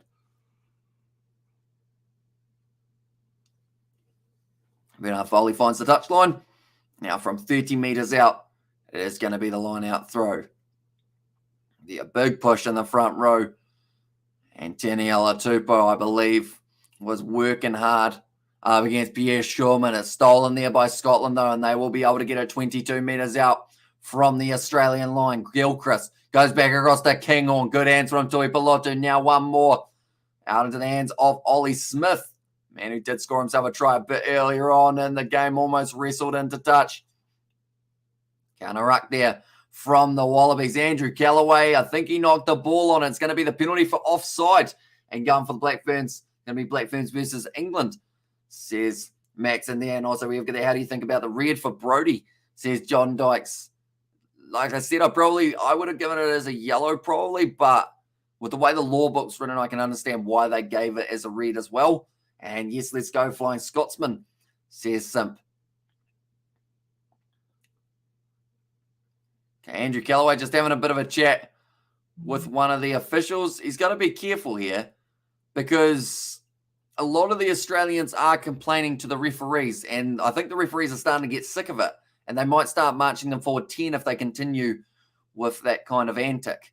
5 metres out from the line once again, though, it will be the rolling maul for Scotland to try and get themselves another try in this fixture. Just showing that tackle with Len Ikitau driving player very sideways, but now it's going to be Grant Gilchrist. Takes it nicely at the front of the rolling maul. It's been taken down. And I believe it's been taken down legally as well. Now just trying to get this ball out. It is available for Ali Price. Goes back to Tuipulotu in the midfield. 10 metres out from the line once again for Scotland. And it looks like they're going to be slinging it away to the left-hand side. He milks the penalty for offside. I believe Bernard Foley was the man who got caught Offside there. Scotland may take the 3 points here now. Although, actually, no. They might. Okay, now they are taking the 3. I was going to say they've gone for the corner the last couple of times. They put out the new draw for Super Rugby. Crusaders host the Chiefs and the Highlanders host the Blues. I think Hurricanes versus Reds, says John Dykes. And there as well. So, yeah, a few good matches of Super Rugby Trans-Tasman to get us underway in February. It does fire back up. And Ali Price, he knew that there was a chance of getting the penalty, tried to go away to the left-hand side, hits him with the ball. Now, I mentioned earlier on about Nahumba trying that, and I didn't enjoy it. I didn't enjoy it there from Ali Price either. I feel like it's a strategic one. It's a cheap one to do, but it does work, and it's effective because the referees can't really do anything about it. 27 minutes left. Blair Kinghorn lining up another one. Of course, of World Cup. Oh, it starts in February, says John Dykes. Does indeed. Currently 1 from 2 tonight for Blair Kinghorn. He wasn't able to convert the first kick, but he did convert the second. That one's gone over, and it's going to make the score now 15 points to 6 in favour of Scotland. Like they're saying, the momentum for Scotland is now starting to build just a little bit more. 9 points difference between these two sides. I feel like if it extends to another try for Scotland, that might be just a bit too much for the Australians to be able to fire back with the amount of time left on the clock. But you just never know in a game of international rugby. We've seen some great comebacks over the years. Australia, they've got to try and find themselves one now, increasing the lead. Other Scots, says Sebastian there. Nice bit of stepping from Ollie Smith. Shut down, though, early. The tackle by Lena Cattell, who has been very good throughout this matchup. Now, Ali Price goes short side off to Hamish Watson. Now, Ali Price will be rolling it back. We'll be told to use it relatively soon. He has kicked it downfield, still inside of the 22. Nicely taken on the halfway line for Australia. That was a rough pass from Andrew Callaway, but it was great hands in the midfield from Bernard Foley. Now, McDermott goes off to Tani Alatupo. Tongan Thor trying to drive his way through. Currently on the halfway line here for Scotland. It looks like they have been able to get themselves the turnover. Have they? No, not quite. Instead, it will now be Tate McDermott who kicks it downfield. It's gone straight into the hands of the fullback Smith. Nicely taken by Hamish Watson. And we'll look to try and send it down the wing. And also, who's going to watch a new movie, Wakanda Forever, on November 10th. And there are no points. Says John, a quick question. Watching this match in world rankings, how many points do you get for a win per match? Pretty much for the world rankings, if you win by, I believe it's more than 14 points, you get some extra points on the rankings. If you win and just win, you get certain amount of points. But yeah, you want to win by 14 plus because then that gives you the most. Duan van der Merwe takes it beautifully. Now driving down the wing, trying to bump over the top of Bernard Foley, but Foley's put his body on the line there. Ali Price goes short. Grant Gilchrist wasn't able to hang on to it. And now it becomes the penalty for the Australians as well. Duan van der Merwe does brilliantly under the high ball. Takes it beautifully. Callaway tried to get it. He's landed extremely hard. He gets straight back up to his feet, though, Callaway, because he knew that it was going to be trouble. Feels empty without Chadwick Bossman. Black Panther himself, says Sebastian there as well. Yeah, the tragic news from... How long ago was that? Was that last year or the year before, Sebastian? To let me know. That's the thing. Time is flying by way too quickly at the moment. Duan van der Merwe just breaking through the tackle of, I believe it was Neville, who attempted to make it initially. And then Duan van der Merwe just cuts in, decides he wants to try and go over the top of Bernard Foley. He lands on his face in the process, though. And it was the illegal clean out by, I believe that was Gray, was it? Luke Pearce now has got a bit of a decision to make. The time is off with 56 minutes on the clock. It's funny, a lot of Black Panther was filmed in and around Johannesburg region of South Africa. There's also the scene filmed the Drakensberg mountain range, or the Drakensberg mountain range, sorry. And also we have got there things, so I can't watch it, sad. Should have been a try, says Richard. And also, let's go Scotland. And did Darcy Graham get a try? Not yet in this matchup. He has not really had too many opportunities. I believe he's touched the ball about once in this game. Okay, they're checking this one to see if Glenn Young did an illegal clean out on Tate McDermott. And you'd have to say he got some big contact there around the head region. And I don't know, says John there. It's coming from distance. Now, the thing is, if Brodie Retallick's is a red card, for me, this has to also be a red card in a way. And also, we've got who you're supporting, lad, says Thomas Rock. And this one, I just hope both sides end up closing out the game with some very classy play. But I would say if I had to pick either side to win it, I would like to see Scotland win, just because then that builds more momentum for their game up against the All Blacks, because I want to see Scotland and the All Blacks both playing their best when they play each other. Who won the All Blacks women's versus Wales? It was the All Blacks women's side, the Black Ferns. They were able to win it very comfortably. Could be a red, says Richard. And yeah, the Scots seem to favour the left wing where Duan is, says Sebastian. And also, who did look bad, says Golden Guest. So yeah, I think it's going to be a red card here.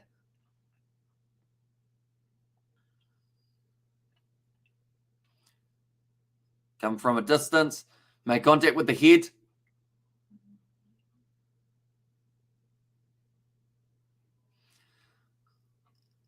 Shoulder or bicep. Hits him direct in the head.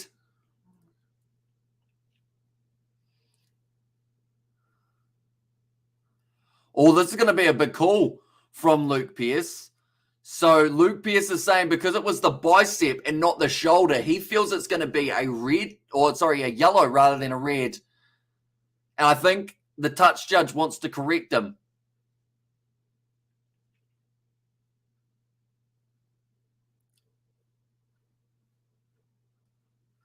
Okay, because it's a bicep to the head, it's going to be a yellow card. And also, who's in trouble? It will be the number 19, Young, who only recently, or he came on the field quite early for Sam Skinner, but he's going to be going off the field now for a total of 10 minutes. And also, bicep yellow, that's strange, says Richard. So yeah, I haven't really heard that explained that way. So pretty much, Glenn Young, they are just explaining it now. If it was a shoulder to the head, it would have been a red card. But because it's the bicep to the head, it only counts as a yellow.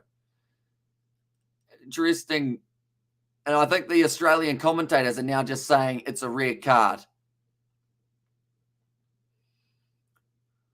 Now Bernard Foley is going to kick this one for the touch. So yeah, the Australian commentators are not too happy. It's still arm to the head contact. How does it make a difference? Yeah, it's weird because the bicep's still a very hard part of your arm. Like definitely for these guys who are all, they're all big. So it's still going to hurt either way. I don't know, but says John, I'm just feeling my bicep compared to my shoulder. They feel slightly different, but they're still the same thing. Oh, if you make contact with a muscle, it's yellow, but if you contact with a bone, it's red, says Adrian. Yeah, it's weird, isn't it? And should make no difference. 100% rule will be changed by next week. And what's up, says Rooster? And yeah, agree. Says Golden Guest, a very strange one, Richard. Says it was there from Nate as well. But now Nick White going to the short side. He has come onto the field for Tate McDermott. Is going to be going back for the penalty in favour of the Australians. So I wonder how much of an impact this will have on the overall game now. They will be able to bring a man back after the 10 minutes.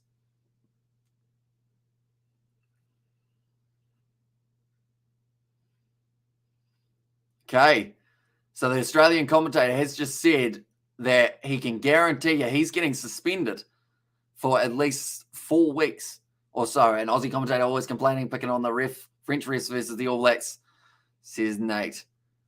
And there as well. So yeah, they are saying that it is going to be probably a suspension for him. Territory gain was about 28 metres gained, I think they've said there. But Falau Fainga'a is now going to be making his way onto the field. Great Nick White on and can't stand Australian commentary. It is just the worst, says Michael Cormack. And also we have got there, good, says John Dykes. But yeah, they can. I mean, it seems to be the more that I listen to the commentary from around the world, the more I realize how biased a majority of the commentary can be. And a lot of them don't even realize they're doing it. We always say on the channel, we're going to be trying to go straight down the middle, no matter the result or no matter who's playing. That is the goal. And I think it just makes it a lot easier to listen to when you know that your side isn't going to be, I guess, like ruled against each time by the commentator because they feel that their side should have something go their way. Currently, Australia sitting 25 metres out. Nick White going to be going off to the right-hand side. Gives it to Rob Valentini. Now Andrew Callaway. One more to Lena Cattell. White goes back across. It's going to be Frost going forward. And also very biased Aussie commentary, Michael Cormack and Hamish. Just in the score, is this real? My goodness, great for the Scots. You're Scottish with that name, says Ruth. I bet you the ref will give Australia every penalty for the rest of the match, says Richard. And as well now, Bernard Foley trying to hit the line himself. Getting tackled by Pierre Schulman, though. Back across, Nick White goes to Taniela Tupou. The quick hands. Good attack and run from Lena Cattell. Now 15 metres out from the line, and it's going to be the advantage in favour of the Australians. Another spin. James Slipper tries to get through. With the fact that they've got that penalty advantage and a man advantage as well. It's kicked in behind. It's well done by Duan van der Merwe, able to clean it up. And that will now be going back for the initial penalty in favour of the Australians and hold off the Wallabies. And there says John Dyke. And come on, Scotland. Duan van der Merwe done very nicely to get back. There's still 21 minutes left in this contest. Plenty of time to make up 9 points for the Australians, but plenty of time also to extend the lead for Scotland. Their next game is going to be up against Fiji. That will be a hard-hitting affair. And then after that one, they've got their game up against the All Blacks, which they will be looking to get themselves a massive win up against the ABs. But Jack Dempsey looks like he is just about to make his way onto the field. The reason they are highlighting him so often is because he has got international caps for the Wallabies in the past, and he will now be able to bring up his first Scottish cap for himself. It's just going to be pretty massive for him. The crowd, they will be reacting well for him. I would think the whole front row going to be going off the field as well for Scotland. So that will include George Turner, Jamie Barty, and also WP now making their way out there onto the park. Dempsey, they've just said he's had 14 in the gold and the green, but now he is going to be wearing the dark navy blue.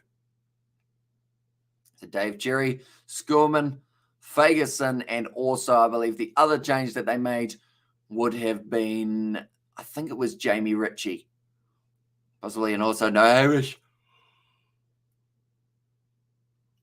Yeah, no Hamish, no Scotland are going to win. I don't say the Wallabies have a chance. They don't. No, Scotland won already. Game over, and Brady Tallick will be annoyed. He got a red card, but Scotland didn't for a clean out on McDermott, says Xavier. And yeah, they might both end up with similar suspensions, perhaps, when they do have a look at it. Again, Bernard Foley only 10 metres out from the line now. Nick White goes off to big Taniela Tupou. Slowly continuing to march themselves forward. This is nice. Paisami gives it on the outside. Beautiful offload to James Slipper. And it's going to be the try for Australia. They're back in the game now with James Slipper getting over for his first try of 2022. And like they're saying, they needed that try and they've been able to do it now for the Australians.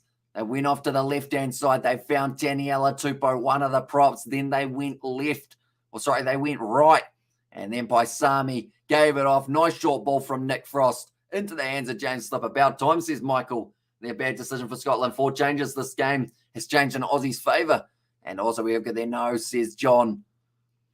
So, but yeah, very nice work from Australia. They just had many men on attack. The short ball to James Slipper. I apologise for the yawns, ladies and gentlemen. It is currently 7 a.m. here in New Zealand, and we have been up for around 20 hours. And solid spread, says Golden Guest. And also, if you can't beat them, import them. Scotland, says Zimsley. I genuinely wonder if the forearm shoulder impact difference appears in the law book. And Sebastian, yeah. It's a weird one, the way that they called it. I think the way that they described it just made more question marks for people in terms of what the rule is. But Bernard Foley is currently 2 from 2 today. We'll be hoping to make this 3 from 3. The Wallabies will only be down by 2 if that's the case. It's gone over. So now the score is going to be 15 points to 13. And yes, Slipper, says Xavier, and ref cost Australia the match. Don't even know it yet, says Richard. And also, well, good work, Hamish, says Golden Guest. And there as well. Right, Nick Hannigan looks like he has just made his way out onto the field. My voice is already disappearing by the sounds of it, which is not ideal.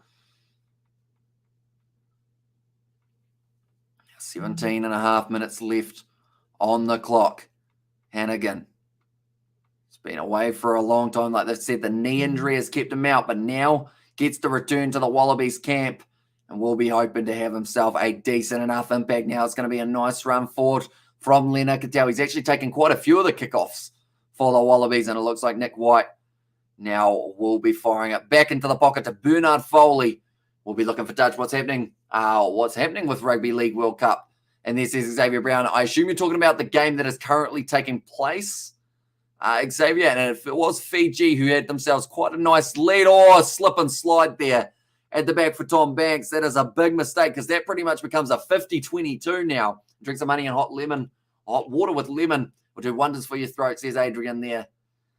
But yeah, that's a massive mistake by Tom Banks. He thought that he had it lined up. He misread it.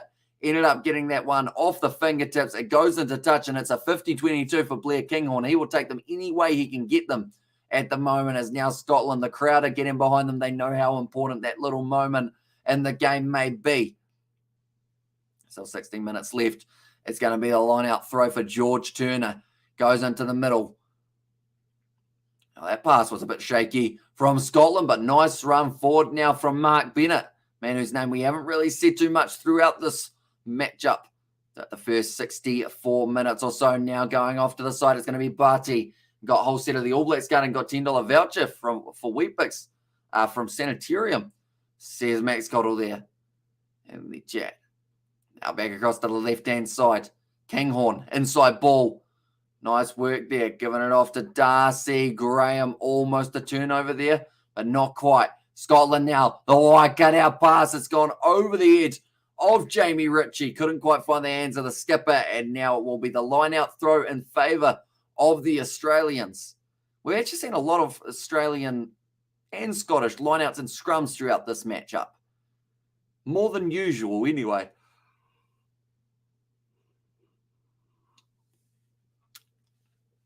Few yawns. Got to love them. It's currently 7 a.m. Already got 2 packs at home. Got about a month to spend it, each 15 almost every day, says Max Cottle there. Now it's going to be the rolling maul once again for the Australians for Lau Whainga'a. Have it available at the back. Nick White looking to kick this one himself rather than firing it back into the pocket to Bernard Foley. Now just into the half of the Scottish. It will be Darcy Graham tries to hit it up at the line, but it's a good tackle made on him by Nick White. Valentini tries to hold him up. His knees are down though, so he does have to release. Scotland now find themselves about 45 out from the Wallabies line. Continuing to go phase after phase. Do you guys get Weet-Bix stat attack cards? We do indeed. We have a few of them. When me and George did a video that I don't think's actually been released on the channel yet, but we did a bit of a pack opening of them overall. It's going to be going back for the original penalty, and Jock Campbell now will get to make his way out onto the field for the Wallabies. A big opportunity for the youngster. Now, let's see what kind of impact he can have at the end. The score is 15-13, by the way, lads, says Sebastian. Yeah, the scoreboard has gone to sleep, hasn't it? It's decided that the conversion didn't go over, sadly. And also, Hamish, is it surprised that Scotland is leading or Australia have been playing average? Oh, it just updated. I would say, to me, it's not a surprise that Scotland are leading, because I found it surprising that they were underdogs heading into this game with recent history, and also the fact that they've all been playing in the URC so often in the recent times. So I would have had them as my favourites. But yeah, I think this at the moment is about as expected of a result as I would think. If Australia get themselves a last-minute try, it's also not completely surprising to me. But I think Scotland overall probably have been the slightly stronger team at times throughout this one. Stadium is packed. Yeah, over 65,000 in attendance. Got a golden Ritchie for $205 for the man himself to sign it, says Max. Yeah, but now looks like they have made another change, and that is Matt Gibbon now out onto the field. It's going to be a knock-on advantage in favour of the Wallabies, sitting on their own 22, 41 likes. Guys, smack that like button and subscribe if you are new. Now Nick White. Back into the pocket, gives it to Bernard Foley. Like they've said, Australia playing a majority of the last 15 minutes or so from inside of their own half, and also from inside of their own 22. Great run forward from Ollie Smith. Nick White, I think he's going to be asking for the penalty, and he does get it as well. I think that was a clean out didn't quite work out the way that they wanted it to into 205. Really mine was 500, says John Dykes. And also, we're there. Scotland are losing their heads, and Scotland beat the Aussies 3 times recently, right? They have. The last 3 times that they have met up in a rugby game, it has been going the way of Scotland. Wheatbix for brekkie, lunch, and dinner, says it was Nate. 41 likes. Anyone who is new, be sure to leave a like and subscribe. It is hugely appreciated you guys all being here for this live stream. The Wallabies now have got themselves another opportunity now. And this is going to be risky. So Van der Merwe, he was ready to take this catch when he was right next to the touchline, and no one decided to take it. So in the end, they both just watched the ball go into touch. This is going to be a big moment now for the Wallabies, because it's gone from not even being a line-out throw if one of those two had taken it, now being an attacking one, only sitting 10 metres out from the Scottish line. It looks like they're defending the rolling ball relatively well at the moment, though. Although, now it starts to shift. Looks like they're trying to creep forward. It's still available at the back for Nick White, who now tries to pass it across. It's going to be the advantage. He has passed it straight into the hands of Hamish Watson. It's a similar tactic to what we saw a bit earlier on in the matchup. Even gluten intolerant people love wheat bix, says Sebastian. And also, we have there also awful mistake, Scotland. This game might end like last year, says DJ. And also, come on, hold on, says John. Right, Australia, I believe they will consider the 3 points here. Yes, they will. And this will give them a lead in this contest. Sweet dreams tonight, Amish. Thanks for your 24-hour marathon match, back-to-back commentary. Great day's work. Looks like Aussies got a wasp up their backsides now. Woke up at last, says Ruth, and brought the album for 171, getting it for my birthday, my B-day about 27 days away, says Max. And hold them off, says John. There should be yellow Scotland, says Richard. And his wheat bix are actually cardboard or hay? It's wheat. Hence the name. But yeah, it does look a bit weird when you look at it. Like, some parts of it do look like they're literal pieces of just random things.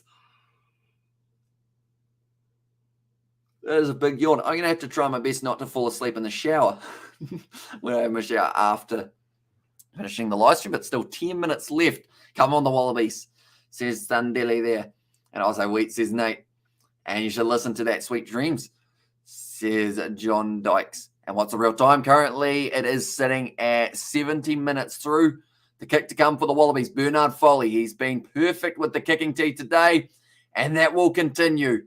And that makes the Australian commentators very excited, I hear. And it is cardboard, and I love it, says Max Cotton. Also 70 minutes, says Richard. And come on, brother, says Ezra. So now the Wallabies with a 1-point lead in this game. I believe this is the first time they have been leading since halftime, when it was 16 points to 5. Oh, sorry, 6 points to 5. Make it a Scandinavian shower. Coke water, says the vision there in Australia head, says Richard. I thought that too, hey, says Nate, but it's going to be kicked off long. Chasing hard here. Darcy Graham tries to get it. It's going to be working out well for the Scottish. And now Mark Bennett has to try and break through. Good tackle made on him by Ned Hannigan. But Scotland back in position now. And we're using their backline. Rob Ballatini goes down early. It's a nice tackle. Available once again, I believe it is going to be George Horn now out on the field. Good attack and run from Scotland. His teammates were all telling him to go forward, but no one planned for the clean out. And the Wallabies, I believe that is going to be a nice clean turnover for the men in the green and the gold. And Denmark is the coldest country. And then Black Ferns or France next week. It's going to be a tough one to predict, that is for sure. It depends on what French side really shows up. We get to see. It's a big kick downfield, though, for the Scottish, and that's going to be kicked into touch by Ollie Smith. In fact, it's still going to it stayed in the field of play. It's just curled right round. And now it's going to be Tom Wright on the halfway line trying to break through. 45 metres out from the Scottish line now. Another big carry. Fought from James Slipper that time. Oh, sorry, no, it wasn't James Slipper. It would have been Matt Gibbon, who was replacing Slipper. Big run from Holloway. 40 metres out. The Wallabies still on attack with 8 minutes left in this matchup. Hunter Paisami tries to get the lead striding and driving for good work in the breakdown, although he's not allowed to get it because the player did not roll away in time. And also, we've got the I'll be watching the Abbies next week. How about you? Says Max Scott. I certainly will be. We will be doing our live stream for the matchup between the All Blacks and Wales. Now it's going to be at the back. once again available. It will be Nick White goes back across. Big bump off there. Lena Cattell. Another few meters made for the Wallabies. They're up to many phases in a row. Nick White tries to kick it in behind. It's nicely taken by Darcy Graham, who now accelerates. Almost a great tackle made by Ned Hannigan, but it was in the end for Laufai Nga'u, who was able to help it out. Oh, well, this is a close game. It certainly is. And the Scottish still inside of their own 22. Nice work in the breakdown by Australia. To add that little bit of extra pressure, make Scotland double think what they are going to be going with now. It's going to be Hamish Watson there once again. Getting tackled nicely. And I was like, come on, Scotland, man. And also, why didn't his kick, says Michael and Hamish, have some honey Earl tea or Earl Grey tea with a dash of rum and a clove of garlic. I'll keep the vampires away, being honest, Halloween. Says the ref there, and hit and hard punching through. Looks like it's going to be available once again for Scotland. They do have to use this one at the back. It's going to be kicked downfield from George Horn. Going high, nice take from Bernard Foley. And this is revenge for Australians' domination of Scotland in the league. Come on, Scotland. Keep the pride of the Northern Hemisphere strong, gent, says Will Song. And also, we have got Scotland did not get a penalty since that incident. Someone had a word in the refs here. I see there, but now it's going to be actually an advantage in favour of Scotland. Going back for the initial scrum advantage. And let's go, Scotland, says John Dyson. Also, we've got there, come on, Scotland from Ezra as well. So currently only the 1 point difference between the two sides. Michael Hooper, he's disappointed with that one. He knows that that was a mistake that they didn't really need and they couldn't afford to have. But it looks like now Langy Gleeson, he's out on the field. That is who was replacing Pete Samu off the bench. Noah Lolosio also making his way out onto the field for Australia. The god of rugby is emphatic, says Mark Blue. Welcome back, mate. Hope you are doing well. It's been a little while since we have seen you on the channel. Bernard Foley, he will be off the field. That is who Noah Lolosio replaced. And then also I should mention that Langy Gleeson, he's out on the field. That is actually for Rob Valentini. Australia are going to brat England, says Max. I assume that's in the women's game that you are talking there, Max. Currently only 6 minutes left on the clock. Jed Holloway just having a bit of a chat with the referee. I'm not too sure what he needs to chat to the referee about. Overall, and also, even though Australia is like the drunk uncle at Xmas, we have to support them, says Mark Blue. So I guess with your predictions, you do normally say that you do get them very close. Is Australia going to be able to win this game? Conspiracy, hey, someone whispered into the ref's ear, says Nate as well. Who's John Campbell? I think they just said John Campbell. But John Campbell, oh no, Jock Campbell. Jock Campbell went on the field like 10 minutes ago. I feel like they were slightly confused there. And yes, they are. France are the underdogs next week. And the God of Rugby is compassion. Theo's amen.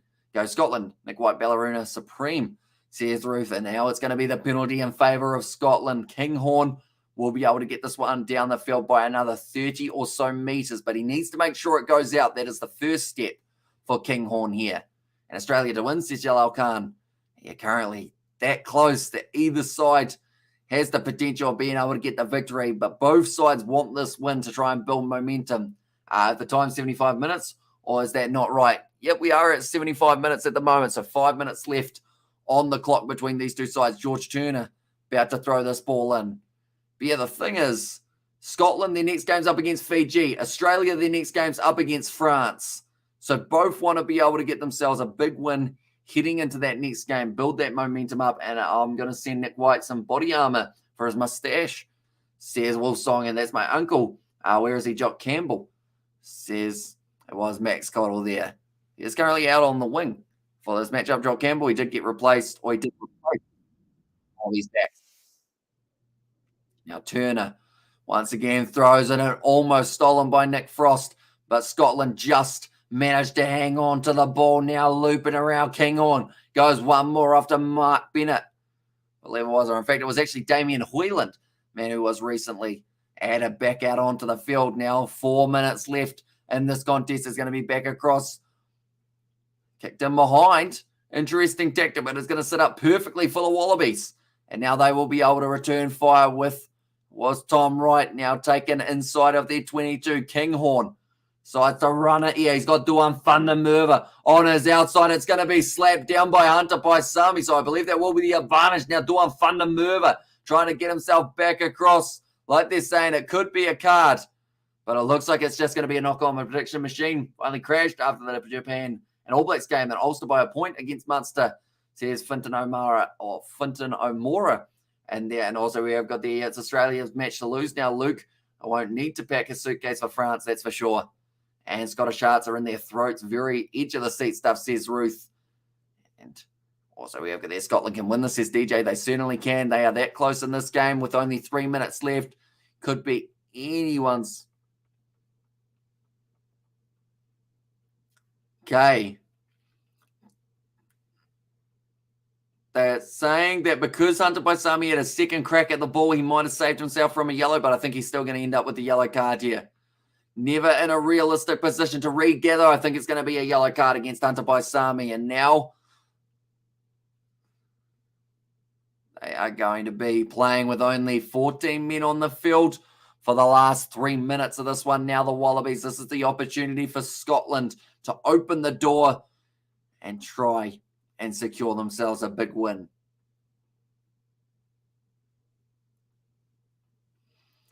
Okay, like they're saying, it's at least a penalty, and Hamish pick a team. Force High Wars, Magpies, All Blacks, Tasman, Wales, Brum, Moana, Rebels, Fiji, Cantor, Blues, Chris, England, Scots, Reds, South, Argentina, Wellington, Japan, Ireland, All Blacks. I will tell you what you came in my rugby season.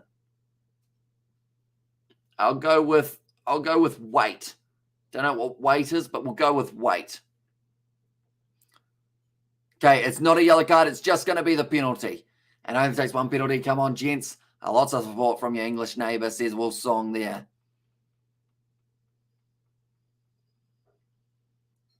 Still a penalty to Scotland there. Gregor Townsend felt that it should have been a yellow card. Waikato, that is. What is that, says John. And that says Gareth. And how he didn't step with the pass, though, should have committed even if he got dummied, says Golden Guest. Like they're saying, the Wallabies, they've got themselves the 1 point lead currently, 15 points to 16. Scotland kick it downfield. Going to be about 43 metres out. You read that? All that just to take the piss, bless you, mate. Says Sebastian there. Now 77.5 minutes through. Nicely taken there. And now going off the back. This is a dangerous run from Sione Tuipulotu. Australia need a turnover. I don't think Falau Fainga'a was on his feet, and he's given away the penalty advantage in the process. Now they've got 2.5 minutes left, so they might as well use as many phases as they can here just to try and get themselves a possible try. That was a flat forward pass, and they are going back for it. And he came second place, 19-15 to the Force in the final. Oh, nice. And also thinks it's some tribal thing, Gareth, says Nate. Guys' elbows were on the floor for Falau Fainga'a, not supporting his body weight. And now the opportunity to win the game here for Scotland, possibly. Nick White made a candy floss, says Roof, but they're lining up this kick. They won't be able to use up the rest of the time on the clock, no matter what. Scotland still have to do a kickoff here. Go on, Scotland, says Ezra. Okay, they are saying for Tini Alatupo, the right elbow touched a blade of grass and not supporting the body weight. Australian commentators have actually said fair call from the referee. And damn, I picked Aussie by 8, says Dexter. And Aussie have to kick for the post. And come on, the gents, come on, says Wilsong. Now, the thing is, though, Kinghorn, he has missed a kick today. So he will have a little bit of those nerves. Needs to make sure that he nails this kick, or else it could be a win for the Australians. And also has something that's for sure. And Aussie win the game, says Lafili. And also we have there, come on, gents, come on. And one more penalty, Scottish. And I changed my pick to Scotland 5 minutes before the match, says Adrian.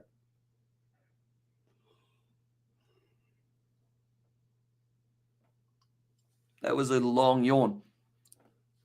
But Kinghorn now, you can see the nervousness of the Scottish bench at the moment. Otupo, mate, and Budding CPC and Super Rugby teams, and select which players. Tada, says Nate. So Kinghorn now. The chance to win the game with 20 seconds left. He struck it. He's missed. He's missed. Kinghorn has shanked it for the second time today. And now with 10 seconds left, all the Wallabies need to do is get this ball into touch. And that will be the end of the game. Like they've said, it's the same as the first kick of the day. I mentioned it. It's not a given because he did end up getting one wrong in the past. So they now just need to try and retain it. It's going to be a 22-metre dropout. I bet it with my friends $5. I went on Scotland, says John Dykes, and no way, says Golden. And also, no, says Wolf Song. And let's go friend Sir Fozzie. And there says Mark.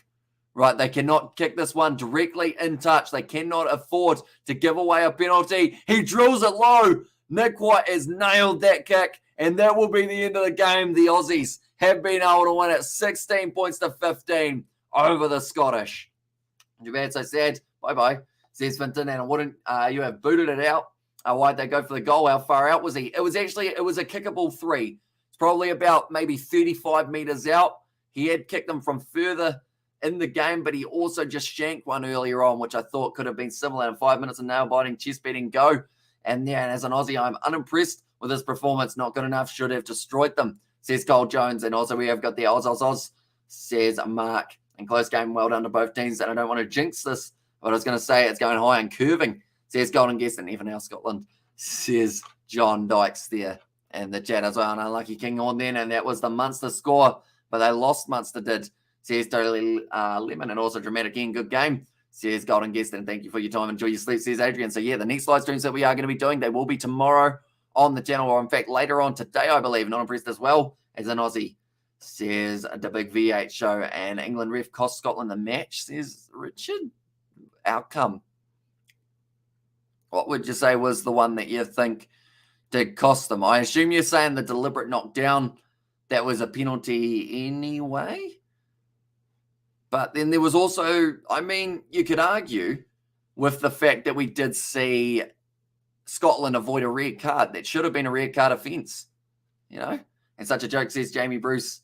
And then also, cheers for the commentary. I think both these teams are quite good on a whole and should do better over the next few weeks. Yeah, I guess this one for both of them will be, I guess, what you consider the warm-up game. And now heading into their next game, Scotland have got Fiji next week. Australia have got themselves their opposition in France. How wide did he miss it? It ended up shanking round, I would say probably by about a metre or two. Kinghorn, he looks disappointed at the moment. He can't believe that he missed the opportunity. If we can't destroy Scotland, then we have no chance against France, Ireland, or winning the World Cup next year, says Cole Jones. And yeah, whenever I lose, it is always the rest's fault. When I win, they're just bad, says John. And cheers, boss, solid works.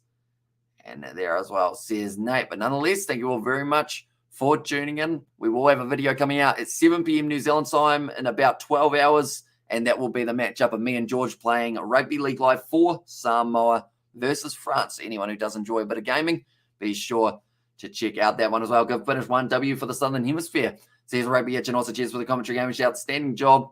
Get some rest, have a cracking time with the Spook Troop, and see you on the stream, says Sebastian there as well. So yeah, nonetheless, thank you all very much for tuning in.